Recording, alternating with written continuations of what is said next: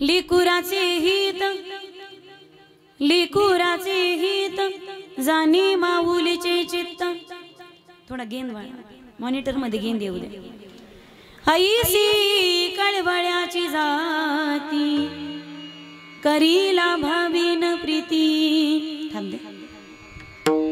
पोटी भार वाहे पोटी भार वाहे त्याची सर्वस्व घिसाही। ऐसी कळवळ्याची जाती करीला भावीन प्रीती। तू का म्हणे माझे तुम्हा संतांवरी ओझे। ऐसी कळवळ्याची जाती रिटर्न करीला भावीन प्रीती। समचरण सरोजम सांद्र नीलांबुदावम जगननिहित पाणिं मंडनं मंडनानां। तरुण तुलसी माला कंधरं कंजनेत्रं सदयदवलहासं विठ्ठलं चिन्तयामि।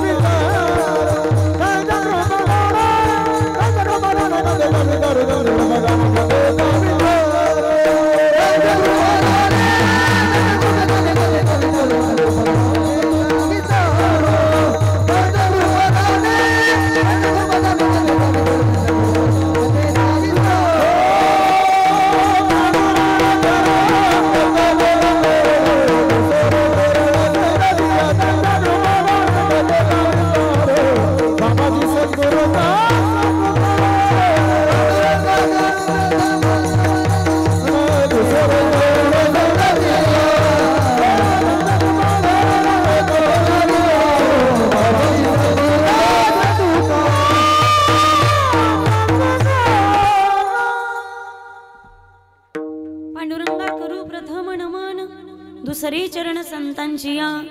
ओम नमो ज्ञानेश्वरा करुणाकरा दयाळा तुमचा अनुग्रह लादलो पावन झालो चराचरी।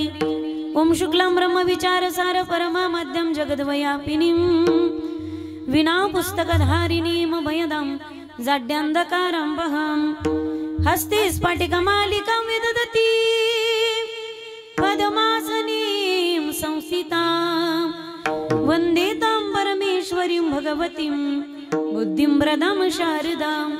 जयांची किलिया स्मरण होय सकळ विद्यांजधिकरण तेची बंधू श्री चरण श्री गुरूंचे ते नमस्कारोनी आता विठ्ठल विठ्ठल।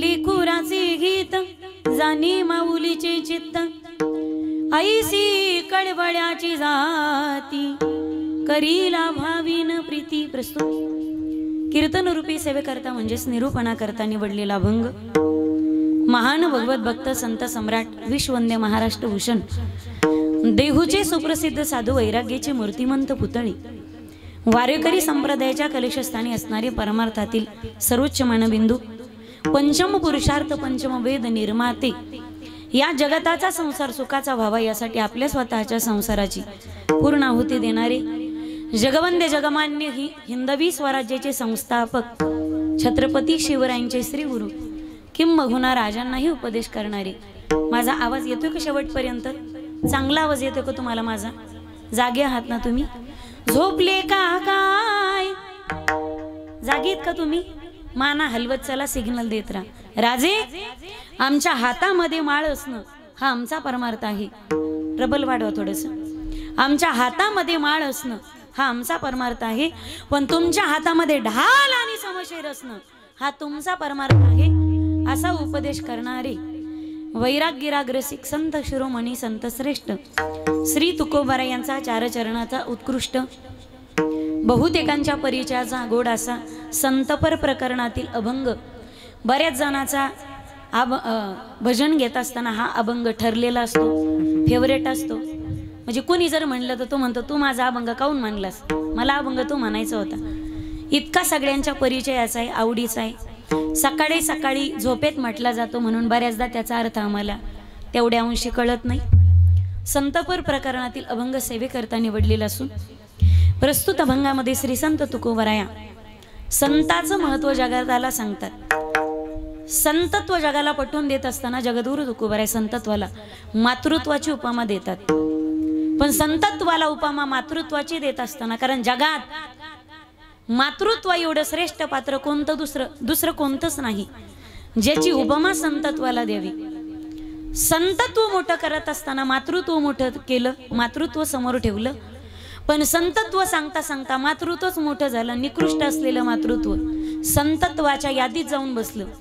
म्हणून 3 चरणामध्ये मातृत्वाचे गोडवे गायले आणि शेवटच्या चरणामध्ये संतांचं मोठे पण जगतासमोर ठेवलं, असा अभंगाचा सरळ सरळ भावार्थ आहे। ठळक बातम्या संपल्या, आता उठून पंक्ती धरून बसले तरी हरकत नसावी। विठ्ठल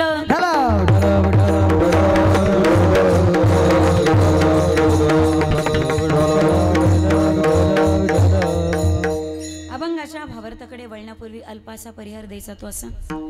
आज थोरात परिवाराच्या वतीनं आयोजित हिरापूर दरसवाडी तालुका चांदवड या ठिकाणी कैलासवासी व गंगा भागीरथी आईसाहेब तुळसाबाई विठ्ठलरावजी थोरात यांच्या प्रथम वर्ष श्राद्धानिमित्त आयोजित 1 दिवसीय हरिकीर्तन श्रद्धेने केलं जातं, त्याला श्राद्ध म्हणतात। पुण्यस्मरण कोण्याही पाप्याचं होत नाही, ज्यांचं स्मरण केलं असता पुण्य करण्याचं स्फुरण निर्माण होतं। पुण्यवंत भावे घेता सज्जनाची नावे, भाग्यवंत घरी भजन कीर्तन, भाग्यवंत घरी भजन कीर्तन, भाग्यवंत घरी भजन कीर्तन, भाग्यवंत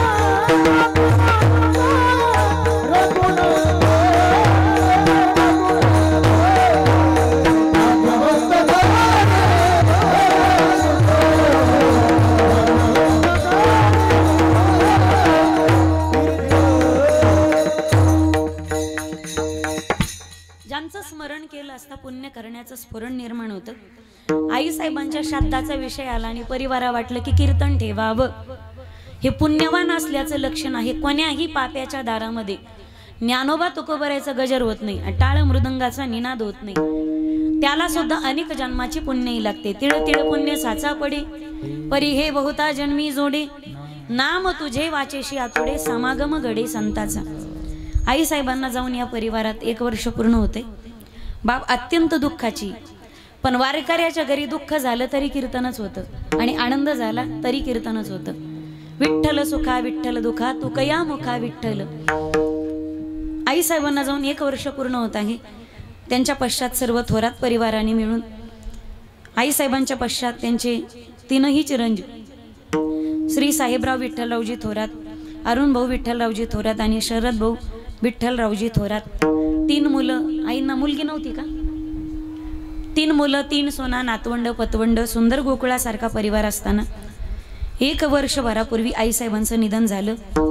या परिवारावरती प्रेम करणारी सर्व आप्तेष्ट, नातेवाईक, स्नेहीजन, सर्व ग्रामस्थ मंडळी, पारिवारिक मंडळी, या परिवारातली सर्वच मंडळी, सर्व पाहुणे मंडळी, हरिकीर्तनासाठी उपस्थित माझ्याहीपेक्षा वयाने, ज्ञानाने, अधिकाराने ज्येष्ठ आणि श्रेष्ठ सर्व वारकरी मंडळी, सर्वच कीर्तनकार, प्रवचनकार, कथाकार, रथी, महारथी, अतिरथी, श्याम महाराज अतिरेकी सोडून सर्व श्रोती सज्जन, माईबाप, ताळ्यातले, माळ्यातले, खाड्यातले, वस्तीवरचे, वाडीवरचे, तांड्यावरचे, सर्वच भालदार, चोपदार, चित्रकार, पत्रकार बांधव मंडळी, कला क्रीडा क्षेत्रातील सर्वच मान्यवर, सर्वच क्षेत्रातील आजी माजी सरपंच, आजी माजी उपसरपंच, आजी माजी ग्रामपंचायतीचे सदस्य, आजी माजी पंचायत समितीचे सदस्य, आजी माजी जिल्हा परिषदेचे सदस्य, आमदार, खासदार, गुत्तेदार, जहागीरदार, दुकानदार, बागायतदार, फार फार तरी काय, कोण्याही जीवाचा न गोड मत्सर, हरिकीर्तनासाठी उपस्थित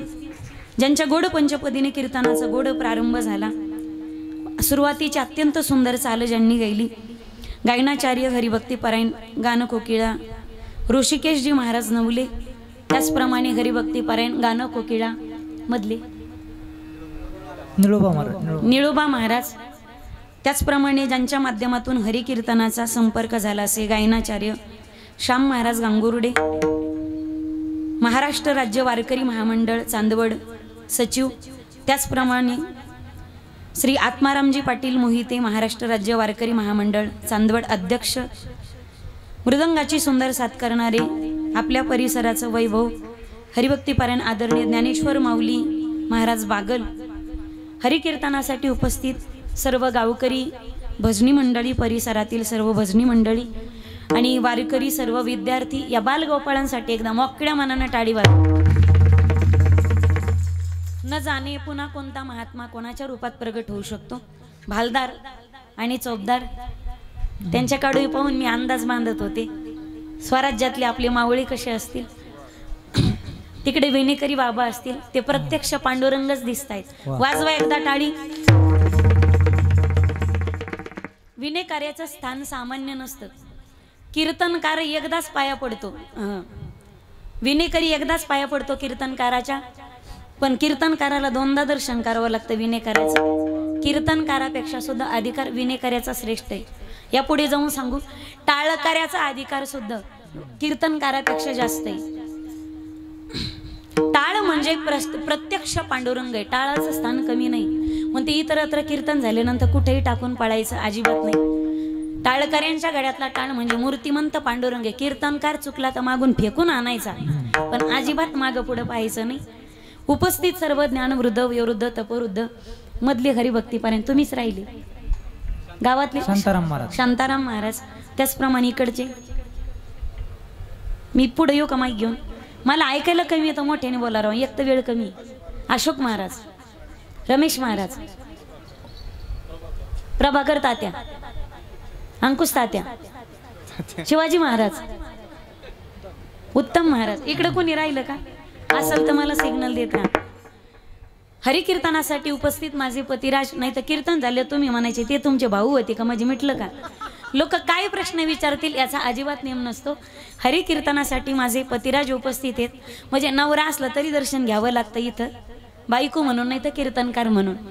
आता एवढंच उशिरा नाव घेते तर उखाण्यातच घेते की घेऊ का नको, पण याच्यासाठी मीटर वाढते बरं का. मग शामवार आपलं कसं आहे ना, हळूहळू डहाळे डहाळे, एका कीर्तनात काय काय कळे, सगळं ज्ञान एका कीर्तनात लोकांना देत नाही. घेऊ का कसं बोला उखाना.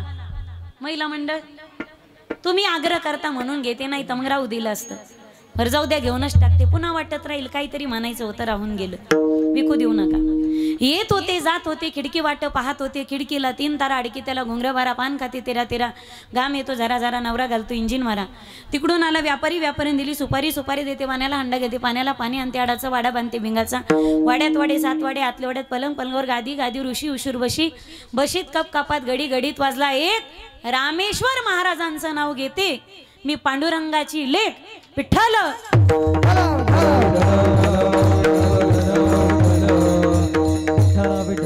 माझा आवाज तुमच्यापर्यंत पोहोचवणारी संदीप साऊंड सिस्टीम, मंडप डेकोरेशन, उपस्थित सर्व श्रोते सज्जन माईबापाच्या चरणी साष्टांग प्रणिपात करून, मातृपितृवर्ग, आबाल वृद्ध, तरुण तरुणी आणि मुख्यमंत्र्याच्या सगळ्या माझ्या लाडक्या बहिणी, मस्तक हे पायावरी,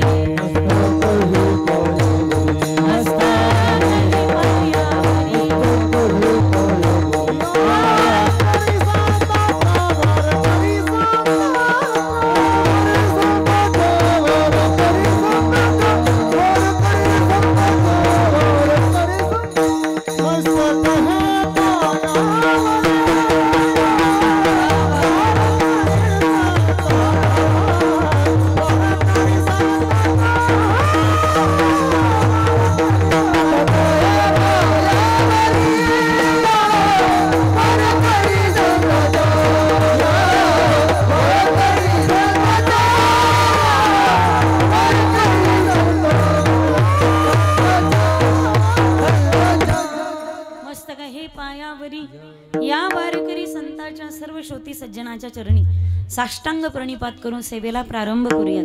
विठ्ठल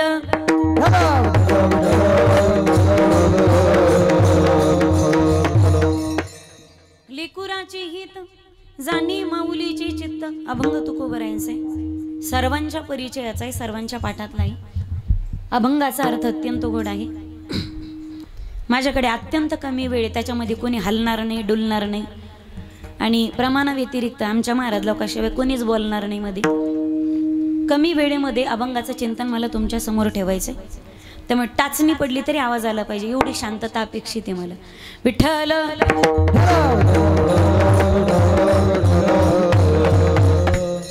आई काय मावशी असते, आई काय आत्या असते, आवाज मजबूत आणि मोठा द्या. आई काय चुलती असते, आई काय आत्या असते, आई काय सासू असते. आई ही आई असते गड्या माझ्या दादांनो.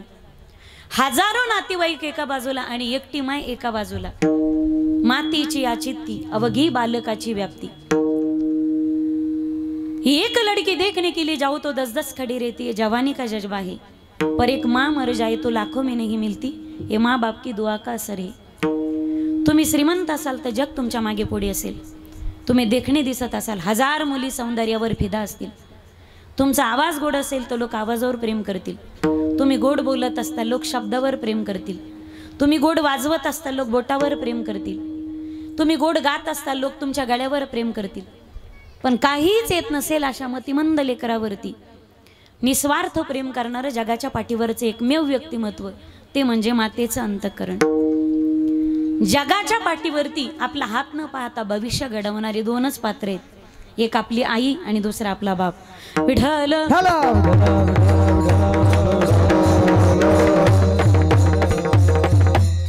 आ म्हणजे आत्मा आणि ई म्हणजे ईश्वर. जिथं आत्म्याचं आणि ईश्वराचं मिलन झालं, परमेश्वराला सगळ्यांच्या जवळ राहणं शक्य नाही, म्हणून सगळ्यांच्या जवळ राहून सगळ्यावरती प्रेम करता यावी यासाठी त्यांनी पाठवली आई. आई म्हणजे काय असते? लंगड्याचा पाय असते, गोठ्यातील गाय असते, आंधळ्याचा डोळा असते, बडबड करू नका तिकडे. आई असते ती शिवदोरी, जी सरतही नाही आणि उरतही नाही, असेपर्यंत जगते लेकरांसाठी आणि गेल्यानंतर माई झुरते ती फक्त लेकरांसाठी. जसं म्हणतात दोरी जळते पण तिचा पीळ जळत नाही, तशी माय जाते पण तिचं लेकराविषयीचं प्रेम कधी संपत नाही. प्रेमाचा अथांग सागर.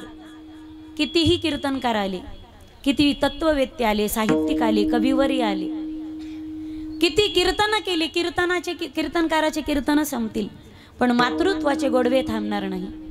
प्रत्यक्ष शारदा सरस्वती मातृत्वाचे गोडवे लिहायला बसवली तर तिची लेखणी थांबेल. एवढा समुद्रापेक्षा सखोल आणि आकाशापेक्षा विस्तीर्ण असलेल्या जगात मातृत्व आणि पितृत्व. विठ्ठल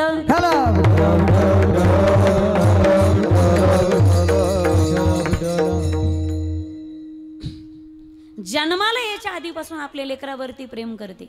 किती बोलावं आईवरती माईबाप. काही काही कीर्तनकार म्हणतात आता आम्ही आई वडील सांगायचे सोडून दिले कीर्तनातले. आई वडील हा कीर्तनाचा विषय नाही, तो कीर्तनातला विषय. मायबाप तुम्ही सांगायचे नाही सोडले, मायबापानीच तुम्हाला सोडलं. खरं तर इथे अनेक विषय आहेत, हजारो विषय आहेत आम्ही अभ्यास केलेले, जे आम्ही चांगल्या प्रकारे मांडू शकतो कीर्तनातून. पण कीर्तनामध्ये मायबाप सांगावे लागतात. हे कीर्तनकाराचं संप्रदायाचं सगळ्यात मोठं दुर्दैव आहे की मायबाप आमच्या जिव्हाळ्याचा अंतःकरणाचा विषय असताना आज तो आम्ही कीर्तनात मांडतो आणि कीर्तनात सांगण्याची पाळी येते.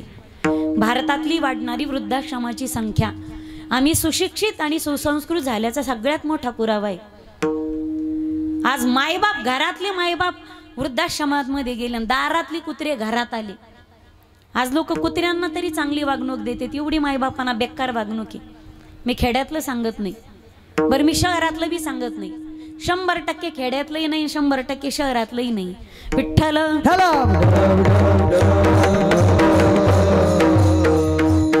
ज्या दिवशी दुरडीत 5 भाकरी असतील आणि खाणारी तोंड जर 6 असली ना, त्या दिवशी जी उपाशी राहिली त्या दिवशी तिला माय नावाचं व्यक्तिमत्व म्हणतात. आहे तोपर्यंत किंमत कळत नाही रे माझ्या दादांनो. एकदा ढगाड गेलेला सूर्य पुन्हा दिसू शकतो, पण मातीआड गेलेले माईबाप पुन्हा नाही दिसू शकत. ओ कौन सी चीज है जो यहाँ पर नहीं मिलती, सब कुछ मिलता है परमाळ नहीं मिलती. आतापर्यंत मला इथे एखादी महिला दाखवा, मी काय बोलते हे तुम्हाला चांगलं कळतंय का? मी हानो घेईन बरं तुमच्या पुढं. मी बोलत हे कळतंय का तुम्हाला?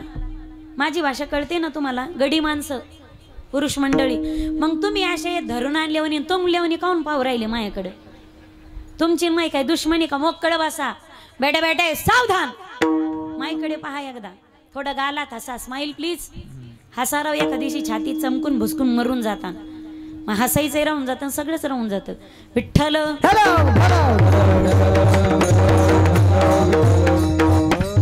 इथं एखादी महिला दाखवा, एखादी महिला उपवास जरी करत असेल, काही अख्खा श्रावण महिना आहे, पण आतापर्यंत एखाद्या महिलाने स्वतःसाठी उपवास केला, एखादी महिला शोधून दाखवा मला. मी त्या दिवशीपासून कीर्तन करणं सोडून देईल. बाईला स्वार्थासाठी कधी जगताच आलं नाही माईबाप. किती परावलंबी जीवन येणारी शक्तीचं. लहान असते बिचारी बापाच्या धाकामध्ये, मोठी होते भावाच्या धाकामध्ये, लग्न होतं नवऱ्याच्या धाकामध्ये, आणि म्हातारी होते पोरास्वरांच्या धाकामध्ये. लहान असते बाप म्हणतो पोरीला कळत नाही, वयात येते भाऊ म्हणतो बहिणीला कळत नाही, लग्न होतं नवरा म्हणतो बायकोला कळत नाही, आणि म्हातारी होते पोरसोर म्हणतात आमच्या आईला अजून काही मला हेच कळत नाही, तिला नेमकं कळतं कधी? सगळं कळतं मायबाप, तरी सुद्धा येडीचं सोंग घेते, वेड्याचं पांघरून घेते का? संसार सुखाचा व्हावा याच्यासाठी. विठ्ठल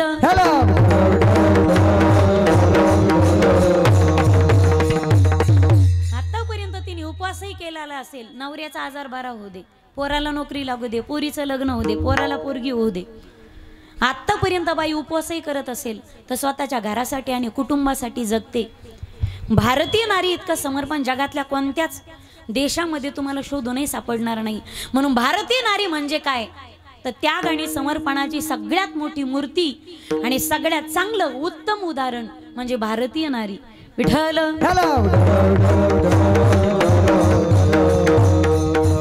पाचाची 50 भांडी करता करता तिच्या वयाची 80 वर्ष उलटतात.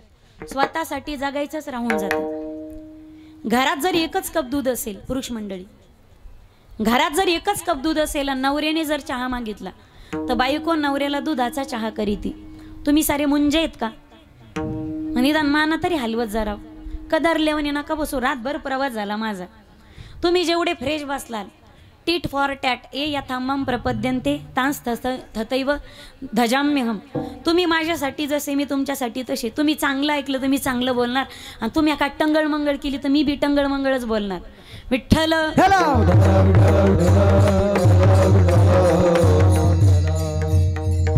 घरामध्ये जर एकच कप दूध असेल आणि नवऱ्याने जर चहा मागितला तर बायको नवऱ्याला दुधाचा चहा करून देते. हे बरोबर आहे ना? हे बरोबर आहे का? तुमच्या तोंडाला इचूड असन बा, घडा घडा खरं बोला. घरात जर एक कप दूध असेल तर ती बायको नवऱ्याला दुधाचा चहा करून देते, आणि नवऱ्याला गाळल्याच्या नंतर असं करतात ना तुम्ही? खरं खरं सांगा. नवऱ्याला दुधाचा चहा करीती आणि नवऱ्याचा चहा गाळल्याच्या नंतर त्या पातेल्यामध्ये पाणी टाकते, चिमूटभर साखर टाकते, उकळून कपात घेते, नवऱ्या समोर बसून चहा पितो. पण समोर बसलेल्या नवऱ्याला कळू देत नाही की मला दुधाचा आहे आणि बायकोला बिना दुधाचा आहे. एवढं संसारासाठी समर्पण जिचं आहे ते घरात फक्त तुमची पत्नी आणि तुमची बायको आहे. विठ्ठल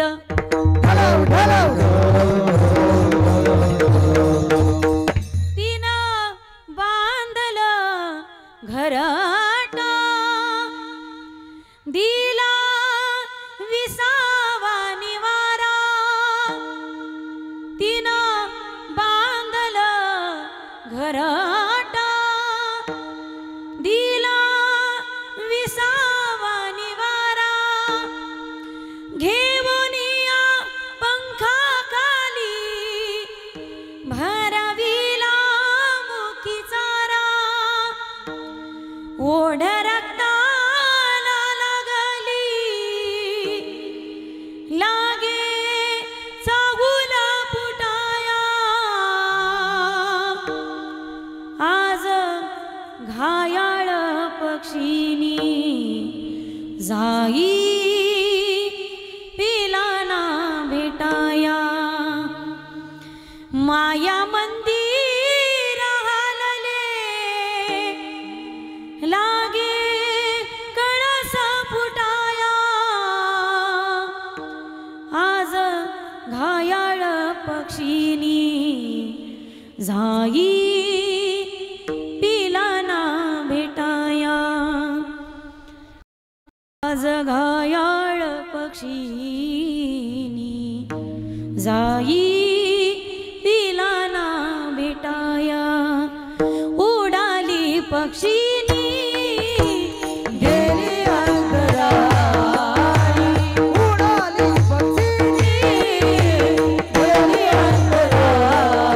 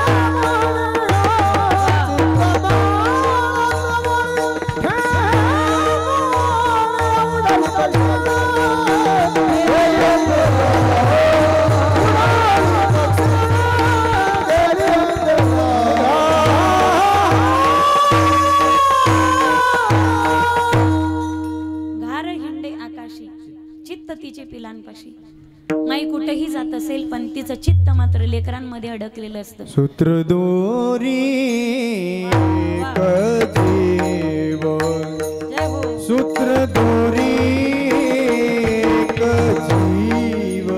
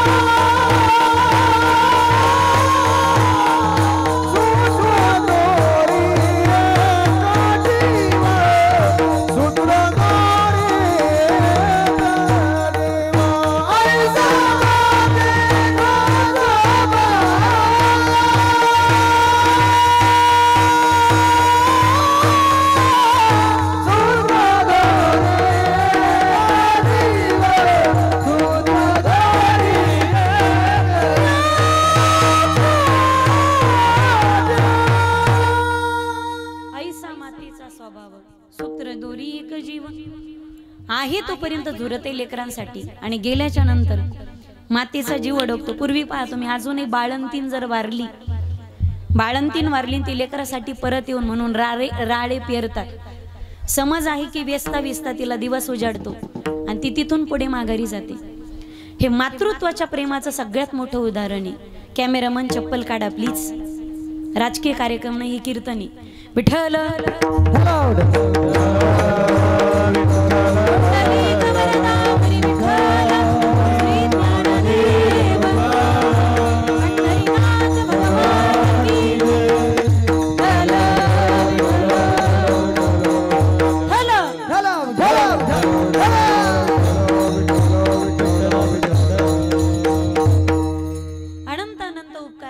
मातृत्वाचे या जगताच्या पाठीवरती प्रत्येक जीवावरती अनंत उपकार आहेत. काही त्रोटक उपकार सांगते आणि अभंगामध्ये प्रवेश करते. मी सांगितलं कितीही बोलत राहिले तर कदाचित पूर्ण कीर्तन मातृत्वावर होईल.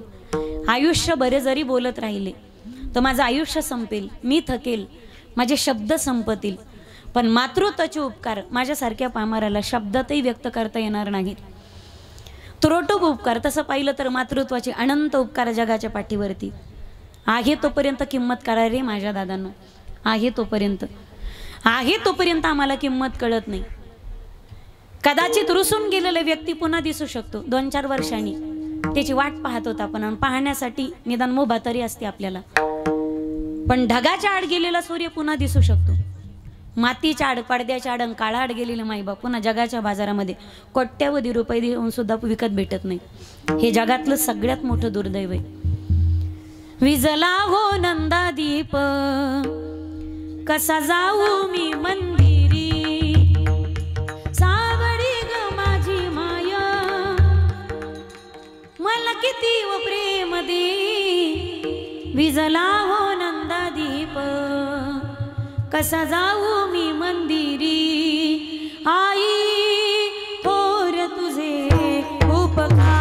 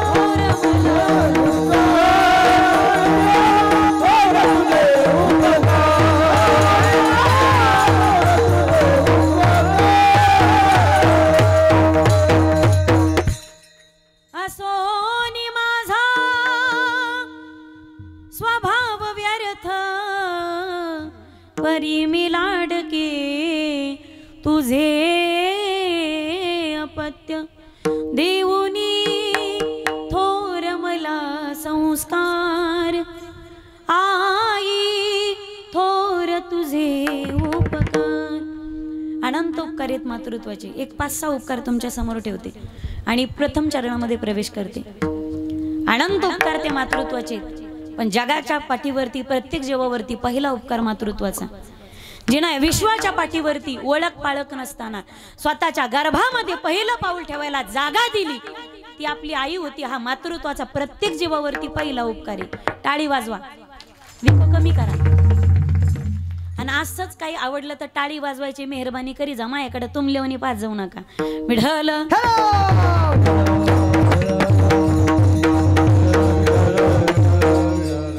तालुक्यात जिल्ह्यात प्रमोशन बदली जर माणूस गेल्यानंतर त्याला पटकन किरायाने खोली भेटत नाही. कोणीतरी त्याला खोली देतो. 2-4 वर्षांनी तो व्यक्ती स्वतःचं घर बांधतो. पण येणाऱ्याला सांगणाऱ्याला सांगतो लोकांना, रामभाऊ शांभाऊ सकाजी भिकाजी तुकाजी अमक्या अमक्या गावात आलो, तालुक्यात आलो. अहो पाय ठेवायला जागा नव्हती. पण तात्यासारखी, दादासारखी, अण्णांसारखी देव माणसं भेटली ज्यांनी या गावात मला पाऊल ठेवायला जागा दिली. अरे किरायाने एखाद्याने खोली आपल्याला उपलब्ध केली तर त्याला आपण देव माणूस म्हणतो. किरायाने खोली दिली तर त्या माणसाला आपण देव माणूस म्हणतो.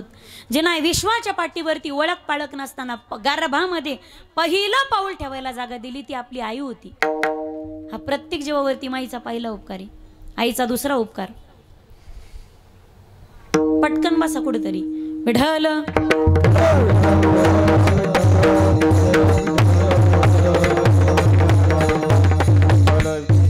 जिने या विश्वाच्या पाठीवरती पहिला श्वास जिनं दान केला ती आपली आई होती. पहिला श्वास. आता ऑक्सिजनची किंमत लोकांना कोरोना काळात कळाली की ऑक्सिजनला किती किंमत आहे. काही काही ठिकाणी ऑक्सिजन होते पण सिलेंडर फुटले, पेशंट पर्यंत तो श्वास गेलाच नाही. झाडे लावा झाडे जगवा, पर्यावरणाचे संरक्षण करा. आपला असं याच्यात त्याच्यात आयुष्यभर लावालावी करण्यात आयुष्य निघून जातं आपलं. तुमच्या गावातला एक संकल्प मला फार आवडला. तुमच्याकडे माणूस मेला की त्याच्या नावाने झाड लावतात. झाड लावल्याच्या नंतर माणूस मरत नाही तर झाडाच्या स्वरूपाने आयुष्य वाढतं आणि माणूस अजरामर होतो. तुमच्या गावात आल्यानंतर मला इतकी झाडं दिसली ना, आणि ही सगळ्यात मोठी स्वाभिमानाची गोष्ट आहे. एकदा माझ्यातर्फे तुमच्यासाठी टाळी. झाडं लावले तरच माणूस जगेल. झाडे ऑक्सिजन देतात. एक काळ असा येणार आहे प्रत्येकाला ऑक्सिजनचं सिलेंडर पाठीवर भरून नाकाला ते मास्क लावून फिरायची गरज पडणारी. तो काळ दूर नाही माईबा. येणारा काळ मोठा भयानक आहे. पहिला श्वास देणं आपल्याला दान दिला. गर्भामध्ये ज्यावेळी बाळाची सोनोग्राफी करतात, colour sonography, ultra colour sonography, तुम्ही डॉक्टरांना विचारा, डॉक्टर माझं बाळ व्यवस्थित आहे ना, सगळे अवयव व्यवस्थित ना, हृदयाचे ठोके त्याच्यात चालू आहेत का, ते सांगतील तुमचं बाळ हेल्दी आहे. त्याच्यात कुठलंही व्यंग नाही, पाणी भरपूर आहे, बाळाच्या हृदयाची धडधड चालू आहे, त्याचे ठोके सुद्धा चांगले आहेत. आपण ठोके आपणही ऐकू शकतो. त्यावेळी तुम्ही एक प्रश्न विचारा, डॉक्टर माझ्या बाळाचा नाकाचा श्वास चालू आहे का. त्यावेळी डॉक्टर सांगतील बाळ हेल्दी, वजन चांगले, बाळ सुदृढ आहे, पाणी व्यवस्थित आहे, हृदयाची धडधड चालू आहे. पण तुमच्या बाळाच्या नाकाचा श्वास मात्र बंद आहे. बाळ श्वास घेत नाही. श्वास बंद झाल्यानंतर जर माणूस मरतो हे विज्ञानी. श्वास बंद झाल्याच्या नंतर माणूस मरतो हे विज्ञानी. पण आईच्या गर्भात असताना बाळ जिवंत राहिलं ही ताकद कुणाची. तिला श्वास देणारी कोणीतरी शक्ती माईबाप, तिला श्वास देणारी कोणती तरी शक्ती या जगामध्ये प्रचलित आहे. हे मान्य करा तुम्ही अथवा नका करू. पोषितो जगाचे एकला तो, पोषितो जगाचे एकला तो.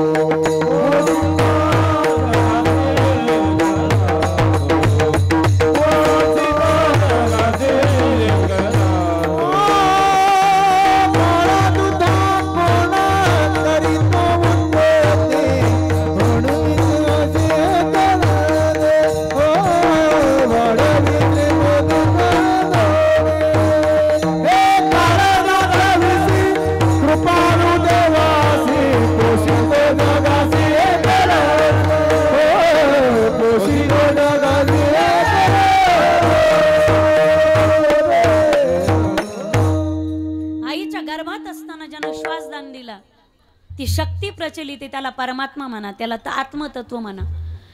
तिची डिलिव्हरी होते, बाळ तिच्या उदरातून बाहेर येतं. त्यावेळी बाळाचं आणि आईचं एक कनेक्शन जोडलेलं असतं. त्याला आपल्याकडे काय म्हणतात मराठीत, तुम्ही सारी मुंजे आहेत का, लेकर आहेत ना तुम्हाला, गडा का सारा आम्हीच गुत्त घेतलं बोलायचं. आईचं आणि बाळाचं एक कनेक्शन असतं, त्याला नाळ म्हणतात. ती नाळ तोपर्यंत कट करत नाहीत जोपर्यंत बाळ रडत नाही, आणि नाही रडलं तर त्याला रडवायचे प्रयत्न करतात. त्याला उलटं धरतात डॉक्टर, त्याच्या पाठीमध्ये चापटा मारतात, त्याच्या तोंडातला बोळ त्या पंपाने उडून काढला जातो, त्या बाळाला पाठीत थोपटलं जातं, त्याच्या गालात चापटा मारल्या जातात. बाळ नाही रडलं तर त्याला रडवतात. त्याला का रडवतात माहिती, जोपर्यंत बाळ रडत नाही तोपर्यंत बाळ स्वतःच्या नाकाने श्वास घेत नाही, तोपर्यंत नाळाद्वारे त्याला श्वास पार्सल होत राहतो. जोपर्यंत बाळ रडत नाही आणि नाही रडलं तर त्याला रडवतात. बाळाचं फुफ्फुस असतं ते आतून चिकटलेलं असतं आणि कोरं करकरीत असतं. ज्यावेळी बाळ रडतं पंपाद्वारे त्याच्या शरीरात हवा भरली जाते, फुफ्फुसात हवा जाते, फुफ्फुस ओपन होतं आणि फुफ्फुसाची पंपिंग करण्याची क्रिया म्हणजे श्वास आणि उच्च श्वास, इनकमिंग आणि आउटगोईंग चालू होते. ज्यावेळी बाळ रडतं त्यावेळी त्याचं फुफ्फुस ओपन होतं आणि ते स्वतःच्या नाकाने तोंडाने श्वास घेऊ लागतं. म्हणून जोपर्यंत बाळ स्वतः नाका तोंडाने श्वास घेत नाहीत तोपर्यंत आईचं आणि बाळाचं कनेक्शन कट करत नाहीत. सोपं सांगू तुम्हाला, जोपर्यंत MSCBची लाईट येत नाही तोपर्यंत जनरेटरची लाईट हाफ करायची नाही. विठ्ठल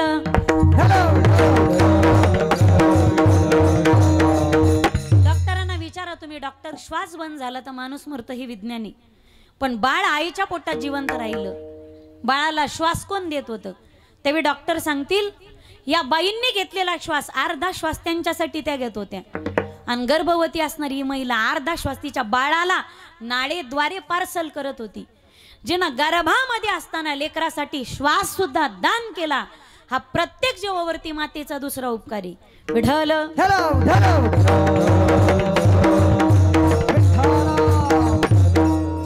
गर्भामध्ये असताना आईनं लेकरासाठी रक्ताचा थेंब दान केला. तुम्ही आम्ही रक्तदान करतो मायबाप, याच्यामध्ये आपला स्वार्थ असतो, पण आपण त्याला रक्त देतो ज्याचा आणि आपला ब्लड ग्रुप मॅच झाला. ब्लड ग्रुप 4 येतं, AB आणि ओचं रक्त सगळ्यांना चालतं.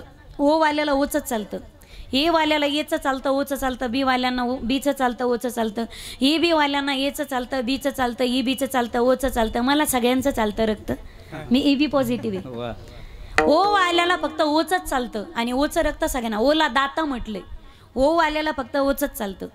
रक्तगट मॅच झाला नाही तर रक्त चालत नाही, हे विज्ञानी. तुम्ही विज्ञान शिकले ना? रक्तगट मॅच झाला नाही, जुळला नाही तर रक्त चालत नाही, हे विज्ञान आहे. पण आईच्या गर्भामध्ये पहा तुम्ही, आईच्या गर्भामध्ये असताना जन्माला आल्यानंतर बाळाचा ब्लड ग्रुप टेस्ट केला जातो. बऱ्याचदा आईचा ब्लड ग्रुप वेगळा असतो आणि त्यापेक्षा बाळाचा ग्रुप वेगळाच असतो, आईसारखा नसतो. रक्त जुळलं नाही तर रक्त चालत नाही, हे जर विज्ञान असेल. पण आईच्या गर्भात असताना आईचं रक्त बाळाला चाललं, हे आतापर्यंत विज्ञानाला सुद्धा न उलगडलेलं कोड आहे. प्रत्येक जीवावरती मातृत्वाचा तिसरा उपकार आहे. विठ्ठल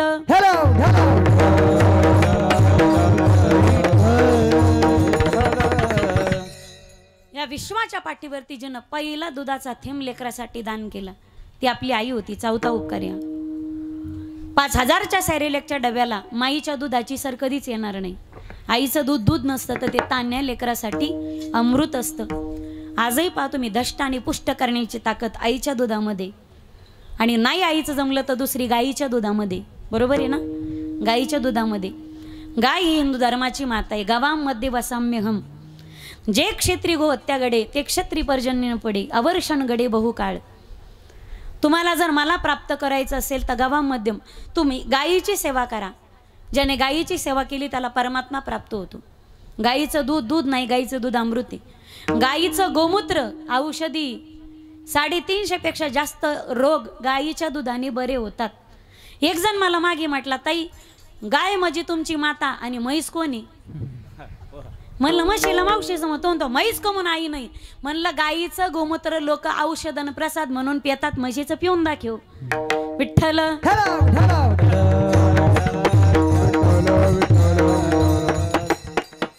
एखाद्याच्या नसा जर ब्लॉक झालेले असतील, एकाला अर्धांग वायू जर झालेला असेल, अर्ध्या अंगावून वार गेलं, आपल्या भाषेत, माझी भाषा कळते का तुम्हाला? तुम्हाला भुका लागल्या का? तुम्ही असे कदरलेवणे काऊन बसले मला कळतच नाही गड्या. इकडं आले ना शंभर तुमच्या लोकांचा प्रॉब्लेमच आहे. हा वेळ झालाय नाही का? मी घड्याळ पाहिलं घाबरले ना. विठ्ठल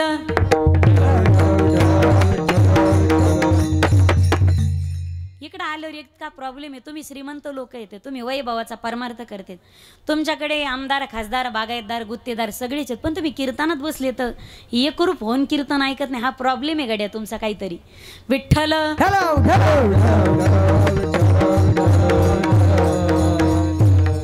ज्याला अर्धांग वायू पॅरालिसिस झालं असेल त्याने गायीच्या मस्तकापासून शेपटापर्यंत 10-10 मिनिटं हात फिरवायचा. त्या व्यक्तीच्या ब्लॉकेज झालेला नसा, रक्ताभिसरण ब्लड सर्क्युलेशन व्यवस्थित होत नसेल, त्याचे बोटं पहा तुम्ही अर्ध्या अंगावून वार गेल्यावर एक हात ते बोटं काम करत नाहीत माणसाच्या. कालांतराने त्याचं रक्ताभिसरण सुरळीत होतं आणि निकामी झालेले अवयव काम करू लागतात.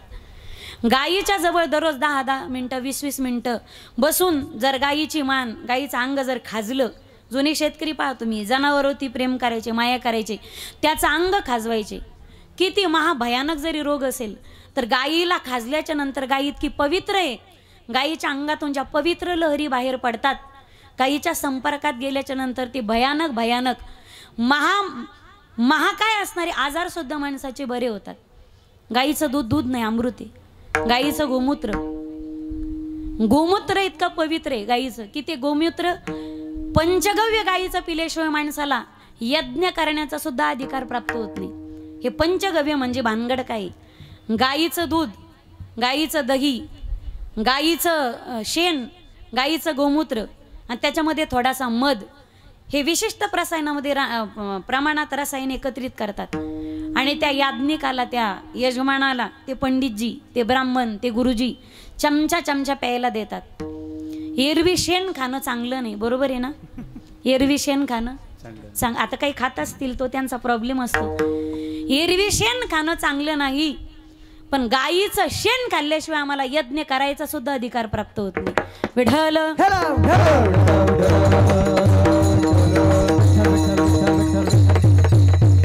मग तुम्ही 1000 प्रयत्न करा, आम्ही 1000 वेळा गायीला वाचू, कारण ती आमची माई. 1000 वेळा वाचू आणि 1000 वेळा अनेक अंधारात असलेले विषय सुद्धा पुढे आणू, अनेक बोलू. तुम्ही मोहम्मद पैगंबर ऐकला, I support Ramgiriji Maharaj, we support Sadguru Ramgiriji Maharaj, गर्व से कहो हम हिंदू है. तुम्हाला ताजमहलची सत्य सांगू का? ताजमहलची खरी हकीकत. मी कोणा धर्माच्या विरोधात बोलत नाहीत, आम्हाला सगळे धर्मप्रिय आहे, कारण संप्रदायामध्ये सगळ्या धर्मातले संत आहेत. सकळासी येथे आहे अधिकार, कलियुगी उद्धार हरीच्या नामे. तुम्ही मोहम्मद पैगंबराचं ऐकलं, महाराज काही चुकीचे बोलले नाहीत.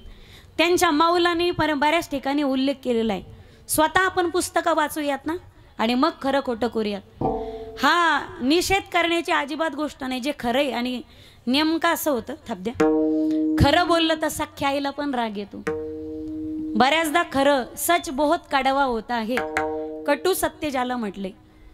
तुम्ही आश्चर्य म्हणून ताजमहलकडे पाहत असाल तर पहा, पण प्रेमाची खूण म्हणून जर, प्रेमाची प्रतीक म्हणून जर ताजमहलकडे पाहत असाल तर हा हलकट विचार सोडून द्या. ताजमहल म्हणजे काय प्रेमाचं वगैरे प्रतीक नाही. त्याने मुमताज मेल्याच्या नंतर ताजमहल बांधला. बरं, 100% त्यानेच बांधून घेतला, याचे ठोस पुरावे अजून सापडलेले नाहीत.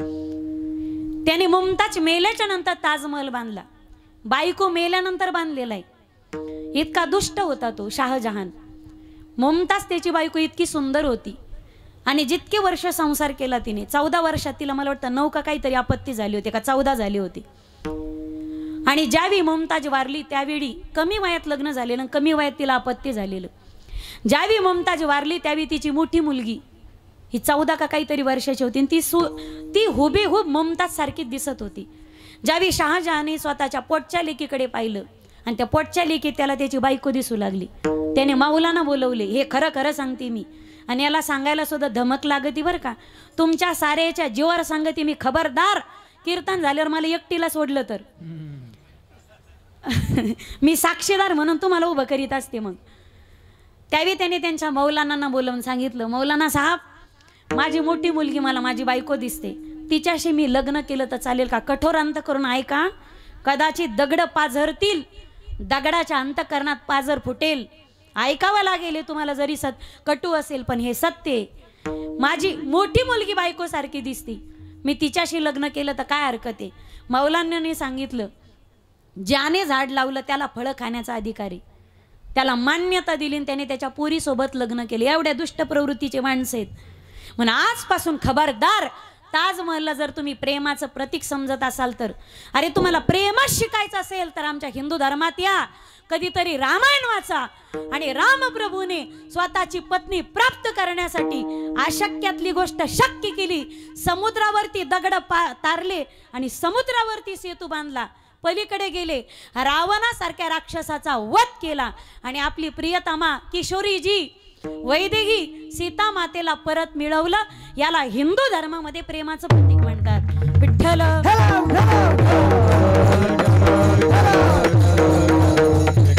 सिया राम की करुण कहानी,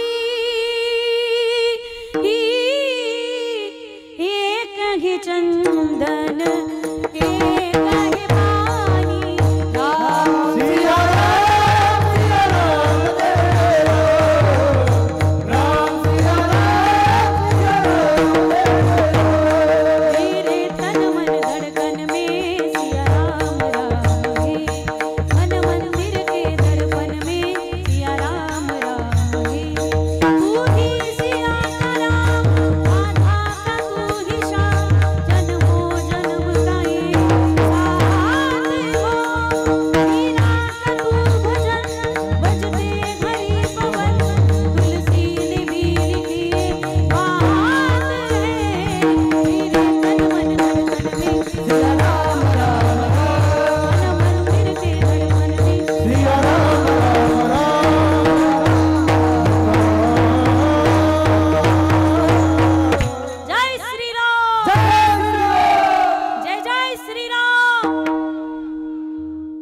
पैसे घेतलेत का कोणाचे?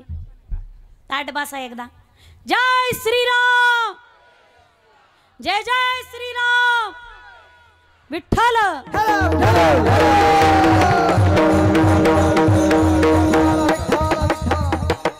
आईचं दूध दूध नसतं तर तान्ह्या लेकरासाठी ते अमृत असतं.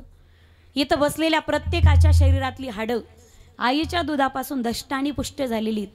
आईने दूध दिले याच्यात काय नवले. आईने स्वतःचं कॅल्शियम सुद्धा लेकराला दिलं म्हणून आपली हाडं कॅल्शियम आईच्या कॅल्शियम पासून दष्ट आणि पुष्ट झालेली. तुम्हाला सांगू का आईच्या दुधाची ताकद. आजही माणूस जेवायच्या ताटावर बसला, गल्ली जर एखादा माणूस त्याच्या नावाने शिव्या देत असन तर माणूस ताटावरचा उठवतो, ई बाहेर दाखवू का तुला माझ्या मायेच्या दुधाची. आईचं दूध त्याला गप सळसळच करीत असं. आईचं दूध गप बसतच नाही. या पुढे जाऊन सांगू तुम्हाला आईच्या दुधाची ताकद. माणूस मेल्याच्या नंतर त्याला जाळतात आणि जाळल्याच्या नंतर त्याचं सगळं नष्ट होतं. केस जळतात, सुंदर त्वचा, सुंदर चेहरा, त्याच्या आंतर इंद्रिय, त्याचे सगळे इंद्रिय जळून जातात, शरीर सगळं जळून भस्म होतं.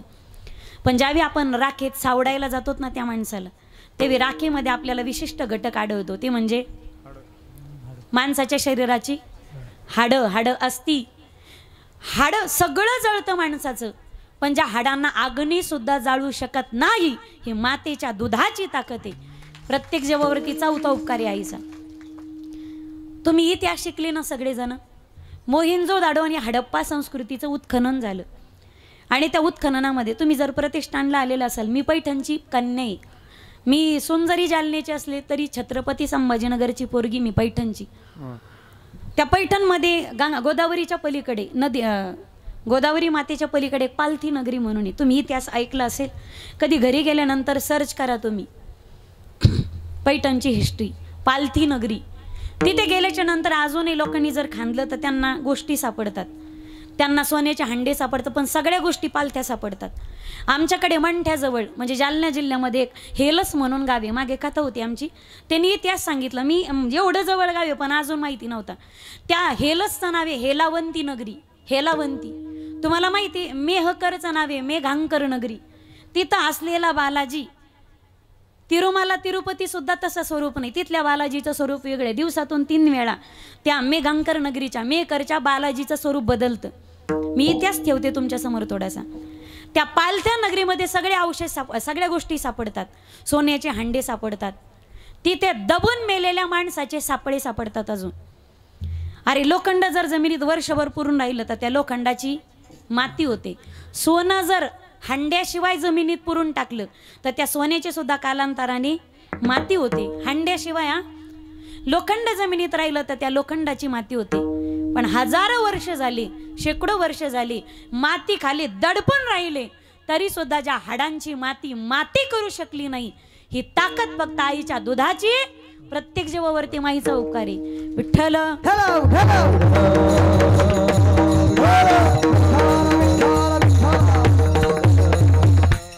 आणि सगळ्यात मोठा उपकार आईचा, जिनं लेकरासाठी जागा दिली, जिनं लेकरासाठी रक्त दिलं, श्वास दान केला, दूध दान केलं, कॅल्शियम दान केलं, याच्यात काय नवले.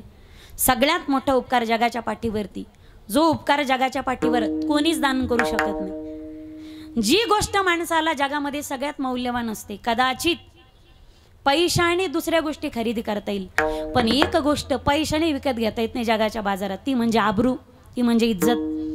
बोन से गई सो होत से नाही आती. आणि मला असं वाटतं श्रीमंतापेक्षा गरीबाला जास्त मौल्यवान येते, कारण श्रीमंताकडे पैसा असतो झाकवण्यासाठी, आम्हा गरीबांकडे इज्जतीशिवाय दुसरं काय असतं. आतापर्यंत त्या बाईने जन्मदात्या बापासमोर उघडी केली नाही, भावासमोर उघडी केली नाही, 4 चौघात नियमबाह्य नवऱ्यासमोर सुद्धा उघडी केली नाही. क्षमा असावी या वाक्यासाठी. मी काय बोलते याची मी पूर्ण जबाबदारी घेते, तुम्ही काय ऐकता याची जबाबदारी मी स्वीकारत नाही.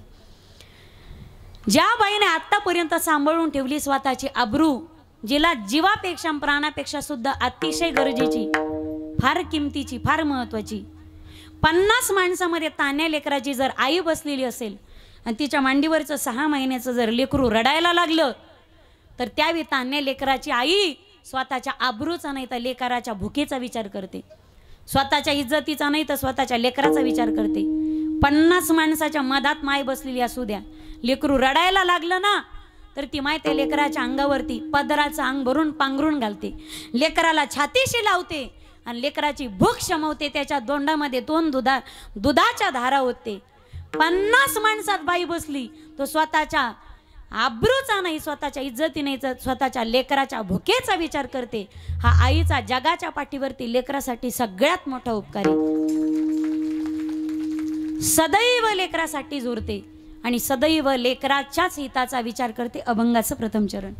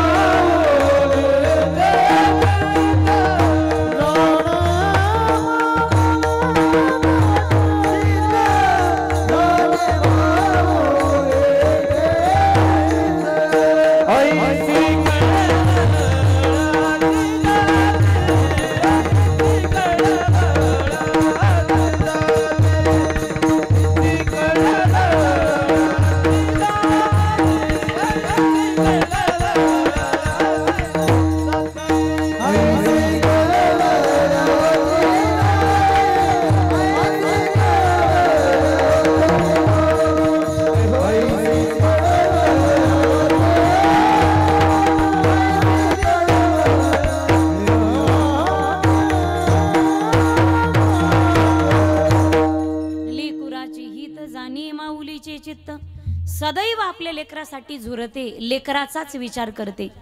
जगाच्या पाठीवर तर असं एकच व्यक्तिमत्व, जिला ज्या क्षणापासून कळालं की माझ्या पोटामध्ये अंकुर वाढतोय त्या क्षणापासून तिच्या शेवटच्या श्वासापर्यंत जी फक्त आणि फक्त लेकरावरतीच प्रेम करते. म्हणून लेकुराचे हित जाणे माऊलीचे चित्त, सदैव लेकराच्याच हिताचा विचार करते. आहे तोपर्यंत जगते लेकरांसाठी. आणि बऱ्याचदा अनेक प्रकारचे आजार जडतात, तरी सुद्धा लेकराची शिक्षण जर चालू असतील ना, आत्तापर्यंत आम्ही इतक्या महिलांच्या पुण्यतिथ्याविषयी कीर्तन केले. कदाचित कमी वयात जर गेलेलं असतील तर सगळ्या महिला कॅन्सरनेच गेलेल्या आहेत. बऱ्याचदा महिला स्वतःचा आजार झाकून ठेवतात, त्यांना लाज वाटते. आणि बऱ्याचदा पोराचे शिक्षण चालू आहेत, माझा आजार कसा ठेवावा, आणि मला जर पैसे लागले तर मग लेकरांची शिक्षण कसे होतील. लक्षात घ्या माझ्या दादांनो, कदाचित तुमचं दुखलं तुम्ही बाहेरची बाहेर दवाखाना करतात, घरी कळू देत नाही. हे बरोबर आहे ना. माणसाचं गडी माणसाचं दुःख लागलं ते बाहेरची बाहेर दवाखाना करतात. पण महिला मंडळ किती वेळा आजारी पडते पण स्वतःचं दुखणं तसंच लपून ठेवते. आत्तापर्यंत कीर्तन केलेत, एक 60% महिला तरी केवळ स्वतःच्या आजाराने गेलेले आहेत, आणि ते पण लपवण्यामुळं शेवटच्या स्टेजमध्ये तो कॅन्सर येतो आणि मग कोणतेच औषधं काम करत नाहीत. शेवटच्या श्वासापर्यंत आणि गेली तरी माय जुळते ती फक्त लेकरांसाठी. एकदा काय झालं, पुण्यात दशक्रिया विधीचं प्रवचन होतं आणि तिकडे प्रवचन जास्त असतात. आपल्याकडे आली आता पद्धत पुण्यतिथीला वगैरे कीर्तन, पण तिकडे जास्त होतात पश्चिम महाराष्ट्रामध्ये. दशक्रियाचं प्रवचन होतं, एक 8 ते 9 पर्यंत 1 तास प्रवचन, आणि 9च्या नंतर तिकडे कावळे इतके एक्साइटेड असतात, लगेच काकस्पर्श होतो. आणि काकस्पर्श झाला, 2-3 जणांचे भाषणं की सगळे 10च्या आत्ता त्या स्मशानभूमीच्या बाहेर सगळे जेवण मोकळे. प्रवचन प्रारंभ झालं, 9 वाजत आले, 9:15 वाजले, पण तरी सुद्धा काकस्पर्श होईना, पिंडाला कावळा शिवेना. जी म्हातारी गेली होती ना, तिला 5 लेकरं होते, 3 पोरी आणि 2 पोरं. सगळे चांगले होते, पण सगळ्यात धाकटा जो पोरगा होता ना तो मतिमंद होता. तो मतिमंद होता आणि त्याला असं बरंच आणलेलं होतं कुणीतरी. त्यावेळी सगळ्यांना कळालं आता गेलेल्या म्हातारीचा जीव त्या मतिमंद लेकरामध्ये अडकला असणारी. बराच वेळ झाला, सगळ्यांनी दर्शन केले, वचनं घेतले, पण म्हातारी शिवेच ना. बराच वेळ झाला, एका शेजारच्या म्हातारीला राहावलं गेलं नाही. ती उठली आणि सांगितलं, अरे उठा कोणीतरी त्या सध्याला घेऊन या. मग 2 जण गेले. ती चाकाची खुर्ची होती, त्या व्हीलचेअरवरती ते सदा बसलेला होता, पांगळं पोरग. 31-35 वय त्याचं असेल, पण पांगळा तो, मतिमंद, गुडघ्यापर्यंत त्याची चड्डी, टी शर्ट घातलेला, केस वाढलेले, दाढी वाढलेली, त्याच्या तोंडातून लाळ गाळायची, त्याला काही कळत नाही, ते कधी हसायचं कधी रडायचं. 35 वर्षाचा होता, पण बुद्धी अगदी 2-3 वर्षाच्या लेकरासारखी. कोणीतरी गेलं आणि त्या साध्याला ढकलीत आणलं त्या खुर्चीला धरून आणि पिंडाजवळ ज्यावी त्या मतिमंद पोराला आणलं ना, त्यावेळी सगळ्यांना कळलं म्हातारीचा जीव या पांगड्या लेकरामध्ये अडकला. कळत सगळ्यांना होतं, पण बहिणी घाबरल्या. कारण वचन जर घेतलं तर उद्यापासून ही बाला आपल्याला सांभाळावी लागेल. सुना म्हणायच्या नेत्यान बहिणीचं, आपण जर वचन घेतलं तर उद्यापासून ह्या दिराला आपल्याला सांभाळावं लागेल. त्यावेळी भाऊ समोर गेले, भावानी वचनं घेतली, पण म्हातारी शिवेच ना. भेद बहिणी गेल्या, आई शिव दे ना ग पिंडाला कावळा. नाही देणार आम्ही साधाला अंतर, तरी म्हातारी शिवना ना. शेवटी तिच्या म्हातारीच्या सुना गेल्या, सासूबाई शिव द्या पिंडाला कावळा, आम्ही भाऊजींना नाही अंतर देणार, तरी सुद्धा म्हातारी शिवेना. बाईचा नवरा गेला, शिव द्या पिंडाला कावळा, नाही देणार लेकराला अंतर आम्ही, तरी म्हातारी शिवेना. बराच वेळ झाला, सगळ्यांनी शपथा घेतल्या, पण तरी सुद्धा म्हातारी काही शिवेना. एका म्हातारीच्या लक्षात आलं, शेजारची मैत्रीण जिना सध्याला आणा असे आज्ञा दिली होती ती म्हातारी उठली, लुगडं घातलेलं, कपाळाला बुक्का लावलेला, चष्मा लावलेला, आणि तिचं वय सुद्धा 75 वर्षाची म्हातारी असेल, राहवलं गेलं नाही तिला. उठली ती म्हातारी आणि पिंडाच्या जवळ जिथं ते पांगळं पोरग बसलेलं होतं त्या पोराच्या जवळ गेली. त्याच्या डोक्यावरून असा मायेचा हात फिरवला, त्याच्या खांद्यावर हात ठेवला आणि त्याला पोटाजवळ धरलं. ते येड्याला वाटलं जणू आपली आईच आली. ती असं बिलगलं, तिच्या कमराला मिठी मारली. आणि ते मतिमंद लेकरू बोलता येत नव्हतं, कसं तरी बोलायचं, पण मोठ्याने ते पोरग ओरडलं, आई. त्याचं ते बोलणं सांगत होतं, आई या 10 दिवसामध्ये कुठं गेली होतीस तू आई? आई या 10 दिवसामध्ये मला कोणी आंघोळ घातली नाही आई. या 10 दिवसामध्ये कोणी मला चांगले कपडे घातले नाही आई. या 10 दिवसामध्ये मला कोणी जेवू घातलं नाही आई. या 10 दिवसामध्ये प्रेमाने मला कोणी जवळ घेतलं नाही आई. कुठं गेली होतीस तू? तू आलीस ना आता, तू पुन्हा मला सोडून नाही ना जाणार आई. कमराला मिठी मारू मारू ती पोरग रडत होतं. आणि ती म्हातारी शेजारची त्याच्या मस्त करून असा प्रेमाचा हात फिरत होती, पाठीवून हात फिरत होती. हौशे शिवदे पिंडाला कावळा, मला माहिती आहे तुझा जीव सध्यात अडकला. हौशे नाही याची यशोदा होता यायचं, मला नाही याची देवकी होता यायचं, पण यशोदा बनून याचा सांभाळ करायचा प्रयत्न करेल. जोपर्यंत जिवंत होतीस सध्याला एकटे टाकून कुठं गेली नाहीस. हौसे जोपर्यंत जिवंत होतीस याला सोडून कोणाच्या वास्तू शांतीला नाही, लग्नाला नाही, वाढदिवसाला नाही, बारस्याला नाही, तेरवीला नाही, मैतीला नाही. मला माहिती तुझा जीव सध्यात अडकला. काय करावं लागतं याला? सकाळी बाथरूमलाच न्यावं लागतं ना, हाताला धरून सोडवी जाईल ग बाई काठी धरत धरत. याला आंघोळच घालावी लागते. तो आंघोळ केल्याशिवाय मी आंघोळ करायची नाही, तो जेवल्याशिवाय मी जेवायची नाही. हौसे नाही तुझ्या इतकं प्रेम करता यायचं, पण तुला आपल्या मैत्रीची शपथ आहे हौसे, शिवदे पिंडाला कावळा, तुझ्या माघारी तुझ्या सध्याला तुझी आठवण कधीच होऊ देणार नाही. एका म्हातारीने ज्यावी त्या पांगड्या पोराला लेकराला जवळ घेतलं, काळजाला लावलं आणि त्याची जबाबदारी घेतली. झाडावरचे 2 कावळे उडाले, जिथं पिंड ठेवलेलं होतं तिथं आले. त्यातला एक कावळा असा उडत उडत समोर आला, सगळ्यांकडे पाहिलं आणि स्वतःची चोच त्या भात्याच्या त्या गोळ्यामध्ये खुपसली आणि एक शीत एक घास आपल्या तोंडामध्ये घेतला. एवढ्या मोठ्याने भरलेल्या समाजाचा टाळ्यांचा कडकडाट झाला. पिंडाला कावळा शिवला म्हणून नाही, तर गेलेल्या म्हातारीचा जीव त्या पांगड्या लेकरामध्ये अडकला होता म्हणून. ऐसी कळवळ्याची जाती,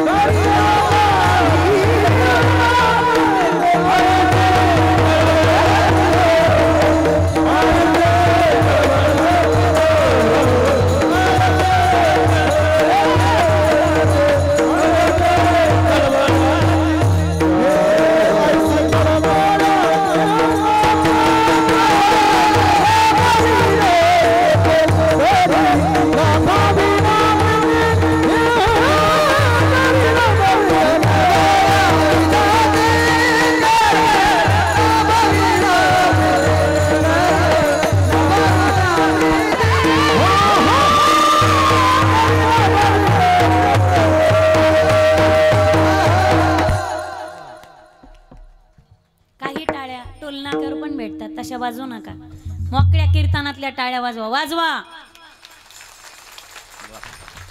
जो करील कीर्तनात टाळ्यांची टाळाटाळी, मग घरी गेल्यावर त्यास यमकवटाळी. यमाचं कवटाळणं टाळायचं असेल तर नका करू टाळ्यांची. तुम्हाला तुमच्या बायकायच्या शब्द आहेत, मोकळ्या टाळ्या वाजवा. तुम्ही पण ग विठ्ठल.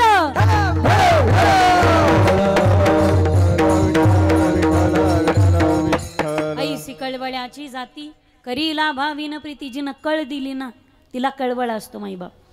जिनं कळ दिली, आईनं कळ दिली म्हणून तर तिला लेकराचा कळवळ आहे. ऐसी कळवळ्याची जाती करीला भावीन प्रीती. आणि लाभावीन प्रीती करणारे एकच पात्र ते म्हणजे आई. काय इचुड सन तुमच्या तोंडाला म्हणा आई. मला 3 आया फार आवडतात महाराज, 3 आया.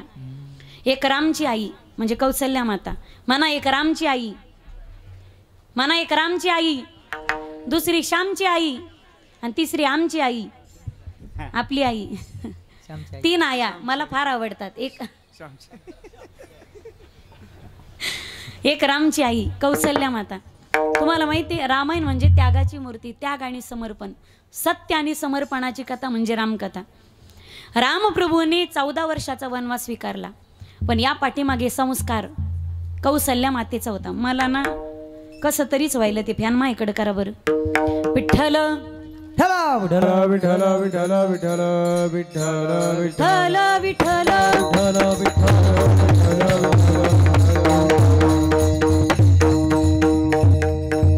ज्यावेळी रामप्रभू 8 वर्षाचे होते, लक्षपूर्वक आहे का, रामप्रभू 8 वर्षाचे होते, त्यावेळी रामप्रभू कौसल्या मातेच्या महालामध्ये गेले आणि विचारतात, मा मी आत येऊ का ग.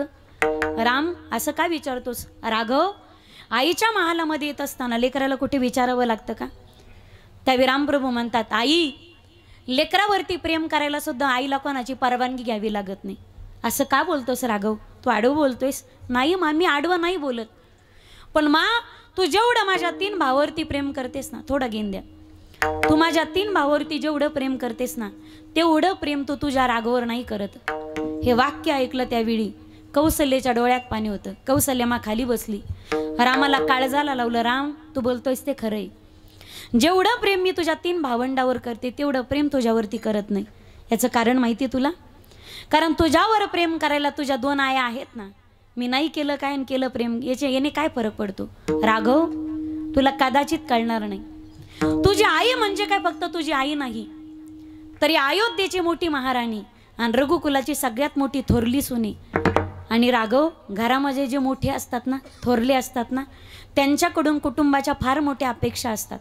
पहा तुम्ही मोठ्याने किती करू द्या, उरफाट्या तांगड्या त्याच्या गळ्यात घालतात लोक नुसत्या. किती करू द्या तो राबवतो. याने एकत्रित दाबीला सनन, यांना नावावर पैसे टाके. हे अनुभवाने बोलते महाराज, मी तुम्हाला अनुभवाने बोलते मी तुम्हाला. माझे वडील घरात होते, पाहुण्या रावळींची इतके बोलणे सहन करावे लागत होते त्यांना. कमी वयामध्ये माझे आजोबा गेले, त्यांचे आजोबा पण लगेच 11 महिन्यात वारले. म्हणजे बाप लेका आजोबा आणि पणजोबा 11 महिन्याच्या कालावधीमध्येच वारले. आणि त्याच्यानंतर मग भावाचं लग्न राहिलेलं होतं, बहिणीच्या डिलेवऱ्या राहिलेल्या होत्या. इतकं करावं लागलं सगळ्यांसाठी. आणि ते सगळं करत असताना बापाला आमच्यासाठी आमच्या सुखासाठी करायला वेळच भेटला नाही. आम्ही कधी रुसलो नाही. आज पश्चाताप होतो माईबाप. घरातल्या करत्या धरत्याला इतके बोलणे सहन करावे लागतात. जिथे सगळे बोलतात आणि एकच ऐकतो, सगळे बोलतात आणि एकच ऐकतो, तिथं रामायण घडत असतं. आणि जिथे सगळे बोलायचा प्रयत्न करतात ना, तिथं महाभारत घडल्याशिवाय राहत नाही. वाजवा. म्हणून घरच्या मोठ्या माणसाला ऐकावं लागतं घरात जर रामायण घडवायचं असेल तर. आज मला स्वाभिमानाने सांगता येतं की बापाने संस्कार दिले म्हणून आम्हाला समाजामध्ये संस्कार संपन्न पिढी घडवता आली. बापाचे संस्कार आहेत माईबाप. आज तारीख किती, 20. आज तुमच्या समोर ती पोरगी उभी जिच्या बापाला जाऊन फक्त आज 19 दिवस पूर्ण झाले. माझ्या काळजावर किती दगड ठेवून उभी आहे मी, हे फक्त मलाच माहिती. 4 बहिणी आम्ही, घरात मी सगळ्यात थोरली, मला भाऊ नाही. सगळं आम्हाला दोघालाच करावं लागलं वडिलांचं. आणि माझ्या सगळ्या बहिणीला आवरता आईला आवरता कमी वयात गेले. वडिलांचा जन्म 74चा, केवळ आता 50च वर्ष त्यांचं होतं. जाण्याचं वय नव्हतं पण दुःखद निधन झालं हार्ट अटॅकने. ज्या वयामध्ये बापाने आमचे सत्कार घ्यावेत, आमच्या पोरींमुळे ज्या बापाने ज्या वयात सत्कार घ्यावेत त्या वयामध्ये त्या बापाचं मला पिंडदान करायची वेळ ह्या हातानं आली. मी सगळ्यात दुर्दैवी माईबाप. जगात आता मला सगळे भेटेल, कदाचित पहिल्यापेक्षा माझ्यावर जास्त प्रेम करतील घरचे माझे. माझा नवरा मला कधी उघडं पडू देणार नाही. माझं सासर फार चांगलं आहे, पण नरीसारखं आहे. जगात मला कशाचीच कमतर नाही, सगळं भेटेल. पण दुर्दैव या गोष्टीचं वाटतं मला सगळं भेटेल पण बापाच्या बाबतीमध्ये मी श्वासाश्वासा येतोपर्यंत भिकारीच राहणारी. बापाच्या बाबतीत हे माझ्या आयुष्यातलं सगळ्यात मोठं दुर्दैव असणारे माईबाप. ज्याचे माईबाप जिवंत आहेत ना त्यांनी त्यांचे विचारपूस करत जा, त्यांना खूप चांगलं सांभाळत जा. आम्ही आमच्यात कुठेच कमी पडलो नाही माईबाप, पण आमचं नशीब फुटकं निघालं. नियतीला हे पुढचं काही मान्यच नव्हतं. 1.5 एकर शेतीमध्ये बापाने इतकं पोरीला शिकवलं. सगळ्या गावचे लोक म्हणायचे राजू भाऊ अरे 10-10 एकरवाल्याचे पोरं घरी येतात आणि 1.5 एकरात तुझ्या पोरगी जिल्ह्याच्या गावी शिकतात. माझं तसं कमी झालं. MA हिंदी, 2 नंबरची बँकिंग झाली, अकाउंटंट येते, 3 नंबरची PSI पूर्व परीक्षा पास झाली, आता ग्राउंडची तयारी, आणि 4 नंबरची तिचं DMLT BSc मायक्रो चालू आहे. कमी क्षेत्रामध्ये इकडे 1.5 एकरामध्ये तुम्ही बागायती फुलवताल. इकडे नाशिक जिल्हा आहे, तिकडे पश्चिम महाराष्ट्र आहे. पण मराठवाड्यातल्या शेतकऱ्यासाठी 4-5 एकर जरी जमीन असेल तर ती कोरडवाहू असते. आणि 1.5 एकरात शेती करत असताना पुरीची पुरवणी करत असताना कधी तेल असायचं तर कधी चटणी असायची तर चटणीवर घ्यायला तेल सुद्धा नसायचं. आम्ही भोगलेल्या गोष्टी आहेत माईबाप. मी चित्रपटातल्या आणि पुस्तकातल्या कथा तुम्हाला रंगून नाही सांगत, कदाचित माझं वय कमी असेल पण आम्ही फार मोठेच आम्ही अनेक प्रकारचे दिवस भोगले. ज्यावेळी माझ्या घरचे म्हणायचे ना माझे सासू सासरे व्याही बुवा आता पंढरपूरची वारी करावं, पंढरीला येत नाही तुम्ही, आळंदीला येत नाही, त्यावेळी बापाचे शब्द असायचं पोरीचं शिक्षण हीच माझी पंढरीची आळंदीची वारी. एकदा पोरी त्यांच्या पायावर उभ्या राहिल्या ना मग मी पंढरी आळंदी करायला मोकळं. आता कदाचित थोड्या दिवसावरती सुख होतं माईबाप. 4-5 आणखीन महिन्यांनी बापाला फार मोठे सुखाचे दिवस दिसले असते. पण या सुखाच्या काळामध्ये सगळं आहे, पण सगळं पाहायला आमचं बाप नावाचं अस्तित्व राहिलं नाही. हे माझ्या आयुष्यातलं सगळ्यात मोठं दुर्दैव. संध्याकाळी फोन असायचा 7-8 वाजता. कधी मुलगी म्हणून आम्हाला धरलंच नाही. दिदू बेटा तू जेवलास का रे, तुझी तब्येत तर ठीक आहे ना, आज कोणत्या तालुक्यात आहे, कोणत्या जिल्ह्यात आहे. बापाचा फोन असायचा माईबाप जर मी नाही केला तर. आता 7 आणि 7:30 वाजता मी इतकं फोनकडे पाहते, शेकडो फोन येतात, पण आशीर्वादाची हाक असलेला प्रेमाचा शब्द असलेला तो फोन आज 19 दिवस झाले मी वाट पाहते, पण 7:30च्या समयासनं मला तो फोन अजूनही येत नाही. रुसलेल्या व्यक्तीची माणूस वाट पाहतो, पण काळाच्या आणि पडद्याच्या आड गेलेल्या माईबापाची वाट पाहण्याची वाटच राहत नाही. माईबाप आपली वाट कधी लागते याची वाट बघणारं जग असतं. आपली वाट कधी लागते याची वाट बघणारं जग असतं. पण वाया गेलेला पोरगा आणि वाया गेलेली पोरगी जिवंतपणीच नाही तर मेल्यानंतर सुद्धा योग्य वाटेवर कधी येते याची वाट पाहत राहतात. जगाच्या पाठीवरती ते फक्त आपले माईबाप असतात, फक्त आपले माईबाप असतात. आहे त्यांनी चांगले सांभाळा माईबाप, आहे तोपर्यंत दिलेले टायमावर चटणी भाकर माईबापांना लागू होती. माईबाप गेल्यानंतर किती लाडूच्या पंक्ती घाला, त्या फक्त कावळेनी तुम्ही खायच्यात, माईबाप नंतर येत नसतात. लागतं काय त्यांना, आता म्हातारी झालीत ना. आणि विनंती असेल माझी, ज्याचा बाप जिवंत आहे, आईला तर आम्ही मिठी मारतोच रे.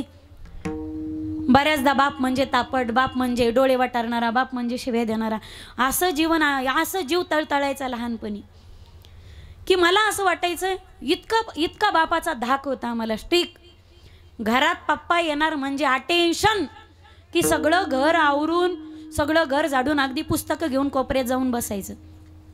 माझ्या घरी कधी 4 मैत्रिणी मला बोलायला आल्या नाही, 4 मैत्रिणी कधी खेळायला आल्या नाही. आम्ही 4 मैत्रिणीमध्ये अंगणामध्ये कधी खेळलो नाही, शाळेचं ग्राउंड सोडून. असा राग यायचा ना, काय देवाने आपल्याला बाप दिलाय.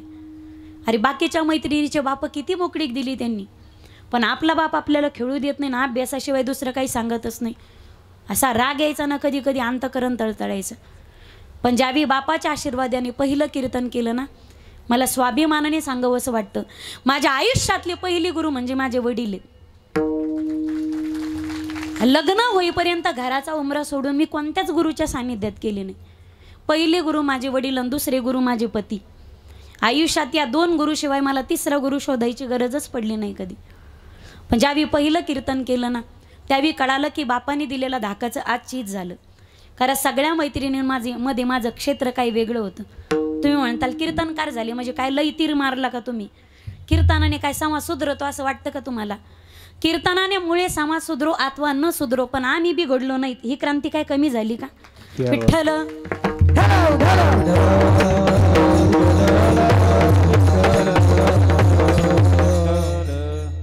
वाया गेलेल्या लेकरांवर सुद्धा जे प्रेम करतात, जगाच्या पाठीवरती ते फक्त माई बाप आहेत. बिघडलेल्या लेकरावरती सुद्धा जी प्रेम करते तिला आई म्हणतात. कौसल्या माता राघवला म्हणते, राघव, मोठ्या माणसांकडून समाजाच्या फार मोठ्या अपेक्षा असतात. त्यावेळी कौसल्या मातेने सांगितलं, मी रामची आई सांगत होते ना, सांगू का थांबू? काय म्हणणं आहे तुमचं? सांगू ना? सांगू का थांबू? काय टाप आहे तुमची त्या लाडक्या बहिणीच्या पुढे जायची? घरी वागताना हिशोबाने वागायचं बरं का. हां, तुमच्या घरात नांदणारी तुमची बायको महाराष्ट्राच्या मुख्यमंत्रीची बहीण आहे. एक फोन केला तर कार्यक्रमच तुमचा. विठ्ठल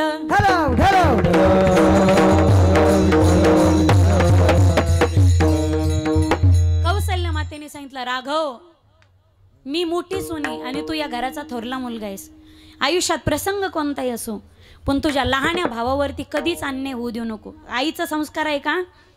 त्यावेळी रामप्रभूने कौसल्य मातेचं दर्शन घेतलं, साष्टांग दंडवत घातला आणि कौसल्याचा राम कौसल्याच्या चरणाची शपथ घेतो. मा, आज कौसल्याचा राम ही शपथ घेतो, उभे आयुष्यामध्ये प्रसंग कोणताही असो पण माझ्या 3 भावाला कधीच कशाची कमतरता पडू देणार नाही. कौसल्याचा राम आईच्या चरणाची शपथ घेतो. याला म्हणतात रामची आई. दुसरी आहे श्यामची आई. माझ्या आयुष्यातली सगळ्यात पहिली मी वाचलेली कादंबरीच्या बाबतीत मी आध्यात्मिक पुस्तक नाही सांगत. माझ्या आयुष्यातली पहिली आवडलेली वाचलेली कादंबरी ती म्हणजे श्यामची आई. 7वीत असताना आमच्या एक मॅडम होत्या, त्यांच्या मिस्टरांनी त्यांना दिली ॲनिव्हर्सरी. त्यांनी मला लगेच दिली. मला वाचायची आवड होती. रुपाली घेऊन जा. आमचं घरी शेतात होतं आणि घरी लाईट नव्हती तेव्हा आम्ही चिमणीवर अभ्यास करायचो. रात्री जे जेवण करून वाचायला बसले तर पहाटे पूर्ण वाचून पुस्तक 42 रात्री होत्या. त्या 42 रात्रीचं ती कादंबरी पूर्ण वाचली. कारण छोट्या बहिणी होत्या आणि चांगलं पुस्तक दिसलं, लेकरांनी फाडून काढलं तर मग कुठून भरून द्यायचं. 2-3 तास झोपली असेल. सकाळी आंघोळ केली ना, मॅडमला पुस्तक नेऊन दिलं. पण माझ्या आयुष्यातली माझी आवडलेली अजूनही सगळ्या रात्री अशा चित्रासहित माझ्या समोर उभे राहतात. आणि त्या सगळ्या कादंबरीमध्ये माझ्या मनाला भावलेली अत्यंत हळवी रात्र म्हणजे श्यामच्या आईने श्यामला केलेला उपदेश. एकदा काय झालं, छोट्याशा श्यामला आईने आंघोळ घातली, स्वच्छ आंघोळ घातली, अंग पुसलं आणि श्यामला आता घरातून उंबऱ्यात पाऊल ठेवायचा होता. त्या नानी घरातून उंबऱ्यात पाऊल ठेवायचं होतं. श्यामने सांगितलं, आई हा श्याम मला घरात जायचं. मग जा ना श्याम. पण आई मी स्वच्छ आंघोळ केली ग आणि मी जर खाली पाय ठेवले तर माझ्या पायाला घाण लागेल ना. आई तू तुझा पदर पसरतेस का ग? तुझा पदर पसरतेस तू? ती आई होती माईबाप, ती काय बाई होती का? आत्ताही पहा तुम्ही खेड्यांमध्ये अजूनही तोंड धुतलं तर पुसायला आईचाच पदर असतो, तोंड पुसायला. आई पदराला जर आईच्या पुसला तर आई काहीच बोलत नाही. पण ताप होत नाही कोणाची बायकोच्या पदराला हात पुसायची. आईचा पदर आहे माईबाप, तो काय बाईचा पदर नव्हता. आईने असा पदर खाली टाकला. श्यामने पाय ठेवला, एक पाय असा पदरावर ठेवला, दुसरा पाय उंबऱ्यात ठेवला. आई उचल पदर. आईने पदर झटकला, अंगावर टाकला आणि डोक्यावरून घेतला. आणि त्यावेळी जगातला सगळ्यात मोठा उपदेश श्यामच्या आईने केला. श्याम हो आई, पायाला घाण लागू नये म्हणून एवढी काळजी घेतोस, पायाला घाण लागू नये म्हणून एवढी काळजी घेतोस. लक्षात ठेव श्याम, उभे आयुष्यामध्ये चरित्राला घाण लागू नये म्हणून सुद्धा तेवढीच काळजी घे, चरित्र कलंकित होणार नाही. याला म्हणायचं श्यामची आई. आणि तिसरी आहे आमची आई. आमच्या आईने संस्कार चांगले दिलेत माईबाप, म्हणून तर आपण कीर्तनात येऊन बसलो. आपली आई आपल्याला संस्कारच देते आणि बालपण संस्काराने शोभतं आणि आईने संस्कारच द्यावे. सांगू तुम्हाला, माई किती श्रेष्ठ आहे. दहशतवादी लेकरावर सुद्धा प्रेम करते, तिला आई म्हणतात. जगात असं एकच न्यायालय जिथं जगातले सगळे गुन्हे माफ होतात. शेवटचं उदाहरण, सगळे भजने एकदाच घेऊ आपण नंतर. विठ्ठल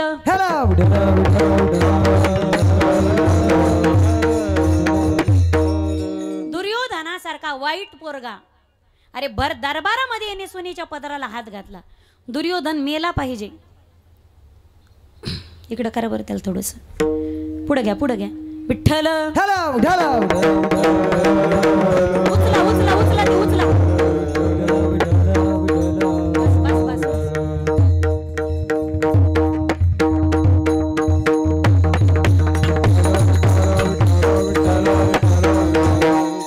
दुर्योधनासारखा दुष्ट मेला पाहिजे. शेवटपर्यंत परमात्मा कृष्ण प्रयत्न करत राहिला, पण दुर्योधनासारखा वाईट दुष्ट, अरे भर दरबारात त्याने सुनेच्या पदराला हात घातला.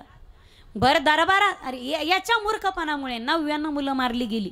याच्यामुळे कुळाला कलंक लागला आणि याच्यामुळे कौरव कुळाचा नाश झाला, सत्यानाश झाला. हा मेला पाहिजे. परमात्मा कृष्ण प्रयत्न करत राहिला शेवटपर्यंत, पण दुर्योधनासारखा मूर्ख मुलगा वाचला पाहिजे. शेवटपर्यंत प्रयत्न माता गांधारी करत राहिली. विचारलं त्याने आईला, आई मला वज्रदेव व्हायचंय ग. आईने सांगितलं धर्मराज दादाला जाऊन भेट. आणि युधिष्ठिर कधीच खोटं बोलत नाही. धर्मराज युधिष्ठिर एकदा खोटं बोलले तर अंगठा गळून पडला होता. मला असं वाटतं आपण 100 फुटावर जाईपर्यंत 100 लोकाला 100 ठिकाणी चाललोय असं सांगून आपण पुढे निघत असतो. हॅलो कुठे आहे, मी पुण्यात आहे. हॅलो मी कुठे आहे, मी मुंबईला आहे.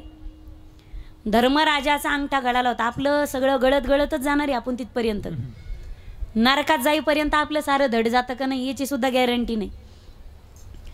दुर्योधनाने विचारलं धर्मराजाला, दादा मला वज्रदेव व्हायचंय रे, काय करू? सांगितलं तुझी माय पतिव्रत आहे. लग्नाच्या मंडपात कळालं होतं गांधारीला पती आंधळा आहे. त्या क्षणापासून पट्टी डोळ्यावर बांधून घेतली. पतीला जर जग दिसत नसेल तर या उघड्या डोळ्याने मी जग पाहणार नाही. म्हणजे पतिव्रता माऊलीने दिसत असताना पतीसाठी जग न पाहण्याचा निर्णय घेतला.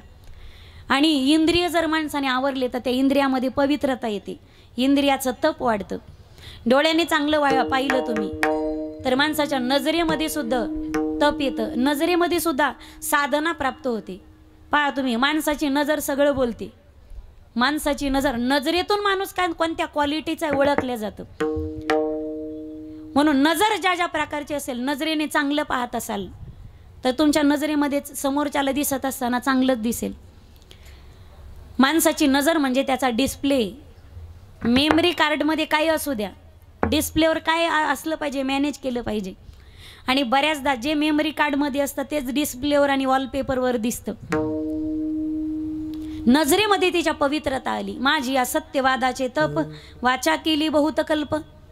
अरे अनेकांचे उनी दुनी काढून, अनेकांची गाराणी कुटू आम्ही आमच्या वाणीची इतकी पवित्रता घालवली, एवढी अपवित्र वाणी झाली आमची. लोकांचं कुटू लोकांचे उकंडे उकरू की आम्ही दिलेला शाप काय, आम्ही दिलेला आशीर्वाद सुद्धा लवकर लोकांना प्राप्त होणार नाही. म्हणून आता कलियुगात कोणाचा आशीर्वादही लागत नाही, कोणाचा शापही लागत नाही. कानाची पवित्रता, डोळ्याची पवित्रता. आईच्या समोर जाऊन जर तो विवस्त्र उभा राहिलास, एकही वस्त्र नाही असाही विवस्त्र जर जाऊन उभा राहिलास आणि आईने जर नखशिकांताने हाळलं तुला, तर कोणताही शूरवीर तुझ्या समोर येऊ द्या, तुझं शरीर एवढं वज्रदेव होईल की कोणाच्या शास्त्राचा तुझ्यावरती काहीच परिणाम होणार नाही. तेवढंच वाक्य लक्षात घेतलं. आईकडे गेला, आई मला वज्रदेव व्हायचंय, पण त्याच्यासाठी तुला डोळ्याची पट्टी सोडावी लागेल आणि तुझ्या समोर मला विवस्त्र यावं लागेल. त्यावेळी गांधारीचे शब्द होते, दुर्योधना तू म्हणत असशील तर तुझ्यासाठी आगीत उभी राहील. मी आई आहे ना, तुझ्या सुखासाठी मी काही करायला तयार होईल. आई ना माई बाप, जा एकही नाही वस्त्र असा आहे, नग्न अवस्थेमध्ये मी पट्टी सोडायला तयार आहे. दुर्योधन आईला भेटायला जाऊ लागला आणि विवस्त्र अवस्थेमध्ये, नग्न अवस्थेमध्ये, एकही वस्त्र नव्हतं. आईला भेटायला जाऊ लागला. तेवढ्यात परमात्म्याने कट केला. त्याच्यासारखा धूर्त राजकारणी जगाच्या पाठीवर दुसरा कोणताच नाही. ज्याला राजकारण करायचं त्याने कृष्णनीती ऐकायची, ज्याला राजकारण करायचं त्याने छत्रपती शिवरायांचं शिवचरित्र ऐकायचं, वाचायचं. आपलं राजकारण इतकं गलिच्छ आहे, आपलं राजकारण भावकी नासवतं, आपलं राजकारण माणसं तोडीतं. देवाने राजकारण केलं, एका बाजूला 5 पांडव आणि एका बाजूला 100 कौरव, पण 100पैकी एकही निवडून येऊ दिलं नाही, 5पैकी एकही पडू दिलं नाही. याला कृष्णाचं राजकारण म्हणतात. विठ्ठल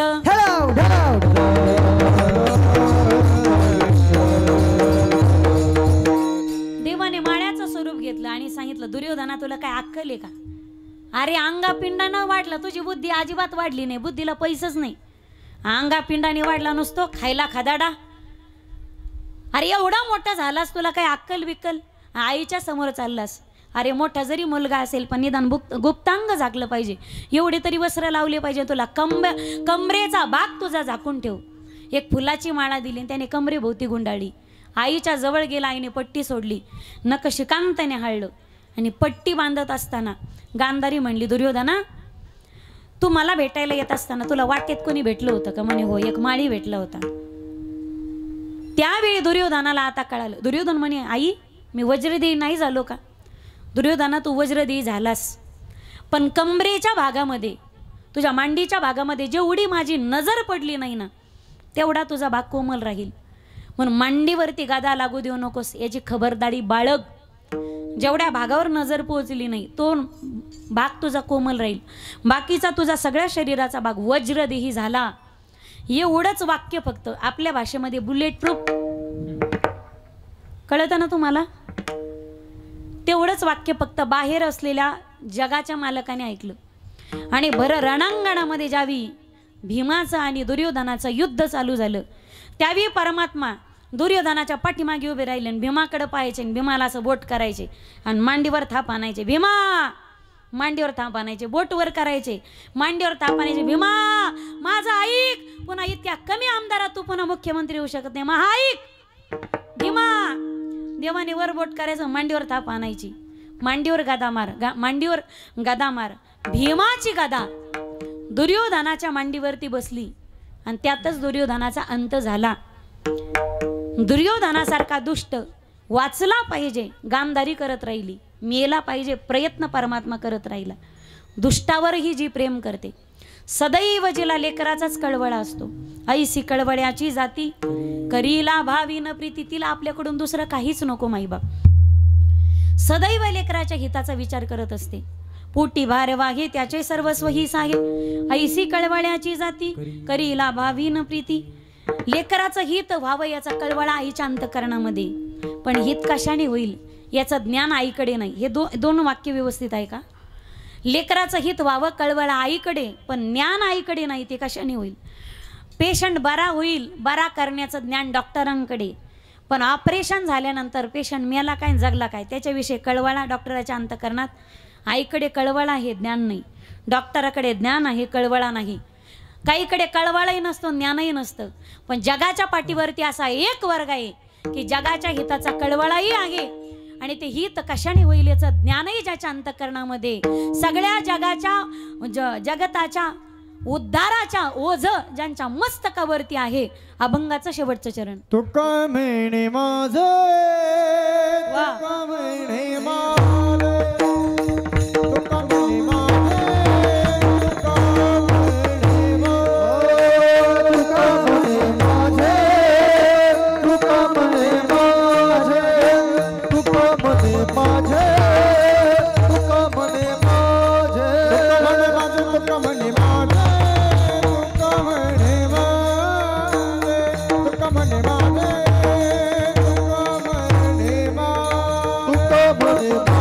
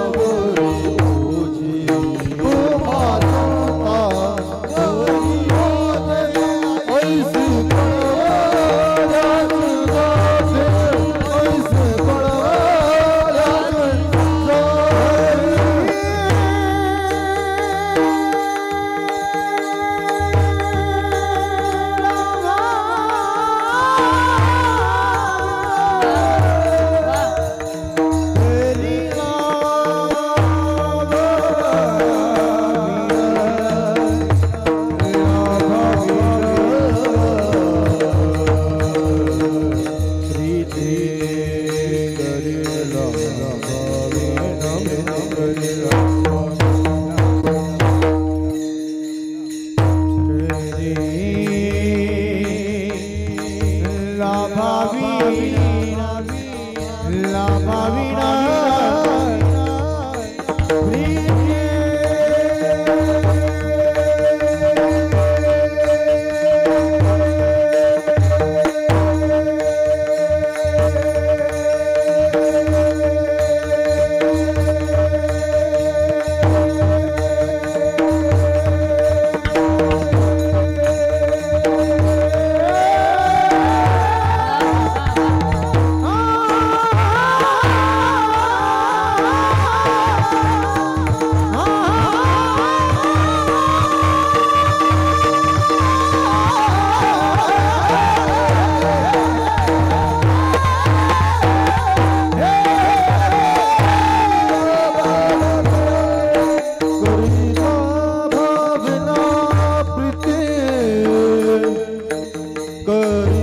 भाविना प्रीति करेला भाविना प्रीति करेला भाविना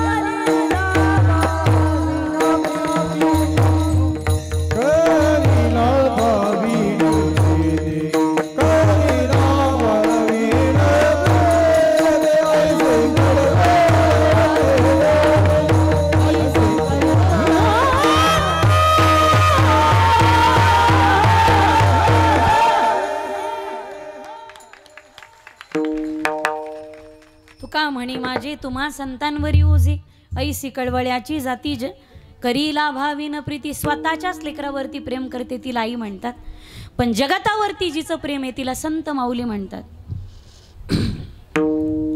ज्ञानराज माझी योग्यांची माऊली जेने निगमवल्ली प्रगट केली. ज्याला बहीण नसेल त्याने रक्षाबंधनाला मिहूनकडे पाहावं, मुक्ताई नगरेकडे पाहावं. आदिशक्ती मुक्ताई तुमची माझी सगळ्यांची ताई, आदिशक्ती मुक्ताबाई दासी जनी लागे पायी. आद्यत्रय जननी देवांची. ज्याला मोठे दादा नसतील त्याने त्र्यंबकेश्वरकडे पाहावं. श्री गुरु निवृत्तीनाथ तुमचे माझे दादा आहेत. ज्याला आई नसेल त्याने आळंदीकडे पाहावं. ज्ञानाबाई माझी अनाथाची माय एका जनार्दनी पाय वंदित असे. आणि ज्या व्यक्तीला ज्या भगिनीला कुठलंच नातं गोतं नसेल त्या सर्वांनी मात्र माझ्या पंढरीनाथाकडे पाहावं. एका पंढरपुरामध्ये त्याच्या सगळ्या नात्या गोतीची तृप्तता आहे. आपल्याला बाप नसला, आपल्याला आई नसली म्हणून काय झालं? आपल्याला माऊलीत, आपल्याला पांडुरंगे, आपल्याला ज्ञानोबा तुकोबर आहेत.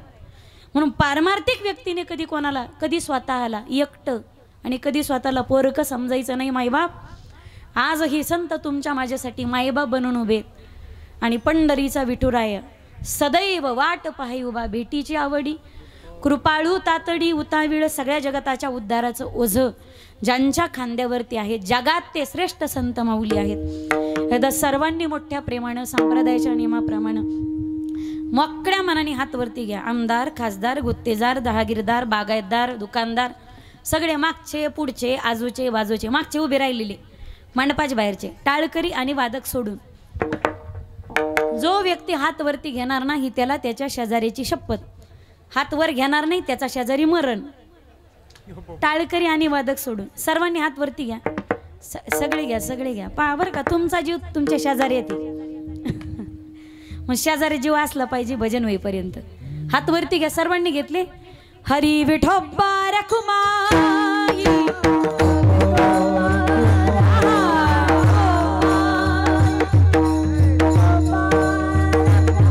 चप्पल काढून या, चप्पल काढून या.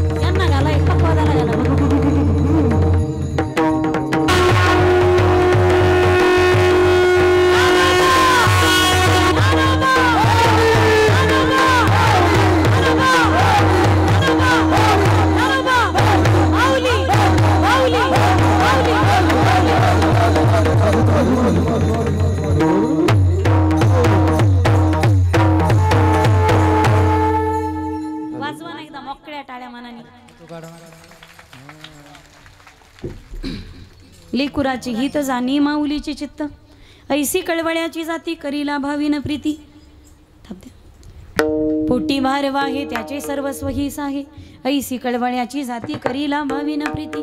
तुका म्हणे माझे तुम्हा संतांवरी ओझे, ऐसी कळवळ्याची जाती करीला भावीन प्रीती. झालेली सेवा ज्ञानोबा तुकोबारायच्या, सर्व संत महंतांच्या, श्रोती सज्जनाच्या, त्याचप्रमाणे ज्यांच्या पुण्यस्मरणाला अभिवादन करून हरिकीर्तन ठेवण्यात आलं. आईसाहेब तीर्थस्वरूप गंगा भागीरथी कैलासवासी तुळसाबाई विठ्ठलरावजी थोरात आईसाहेबांच्या चरणारविंदी सर्वांच्या वतीनं भावपूर्ण श्रद्धांजली आदरांजली म्हणून सेवा समर्पित करूयात.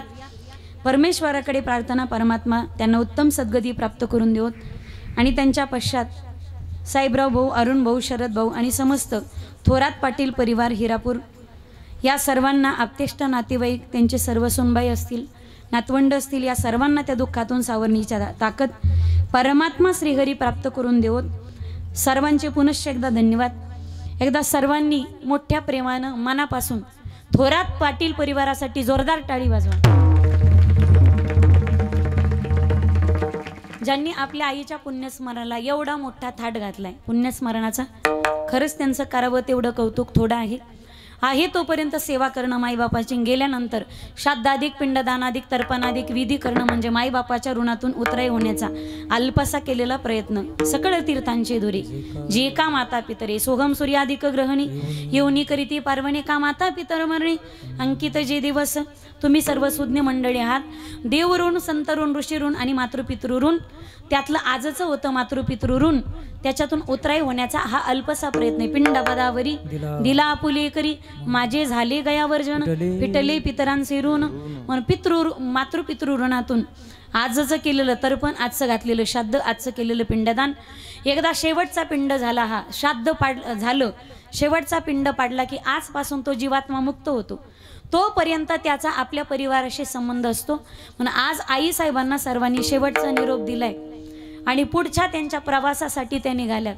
म्हणून आज निरोप देत असताना न रडणं, रडलं तर मग गेलेल्या जीवाला त्रास होतो. म्हणून झालेली सेवा आईसाहेबांच्या चरणारविंदी भावपूर्ण श्रद्धांजली म्हणून समर्पित. सर्वांचे पुनश्च एकदा धन्यवाद. ज्यांच्यामुळे संपर्क झाला ते श्याम महाराज असतील, त्याचप्रमाणे ज्यांच्या माध्यमातून संपर्क झाला ते आत्मारामजी मोहिते पाटील. कुठं बसलेत तुम्ही? इतका भाऊ, तुम्हाला धन्यवाद. त्याचप्रमाणे श्याम महाराज, इतरही सर्व परिचित, अपरिचित, सुपरिचित महाराज मंडळी असतील, सर्वांना धन्यवाद. पत्रकार, चित्रकार, तुमचा एखादा फोटो काढून घ्या. नंतर कॅमेरावाल्याला स्वतःचा फोटो काढता येत नाही, कारण त्याच्या हातात निकालू सोसप तेरा कॅमेरा. सर्वांचे धन्यवाद. वाणीला पूर्ण विराम. जय श्रीराम. ज्ञानेश्वर माऊली.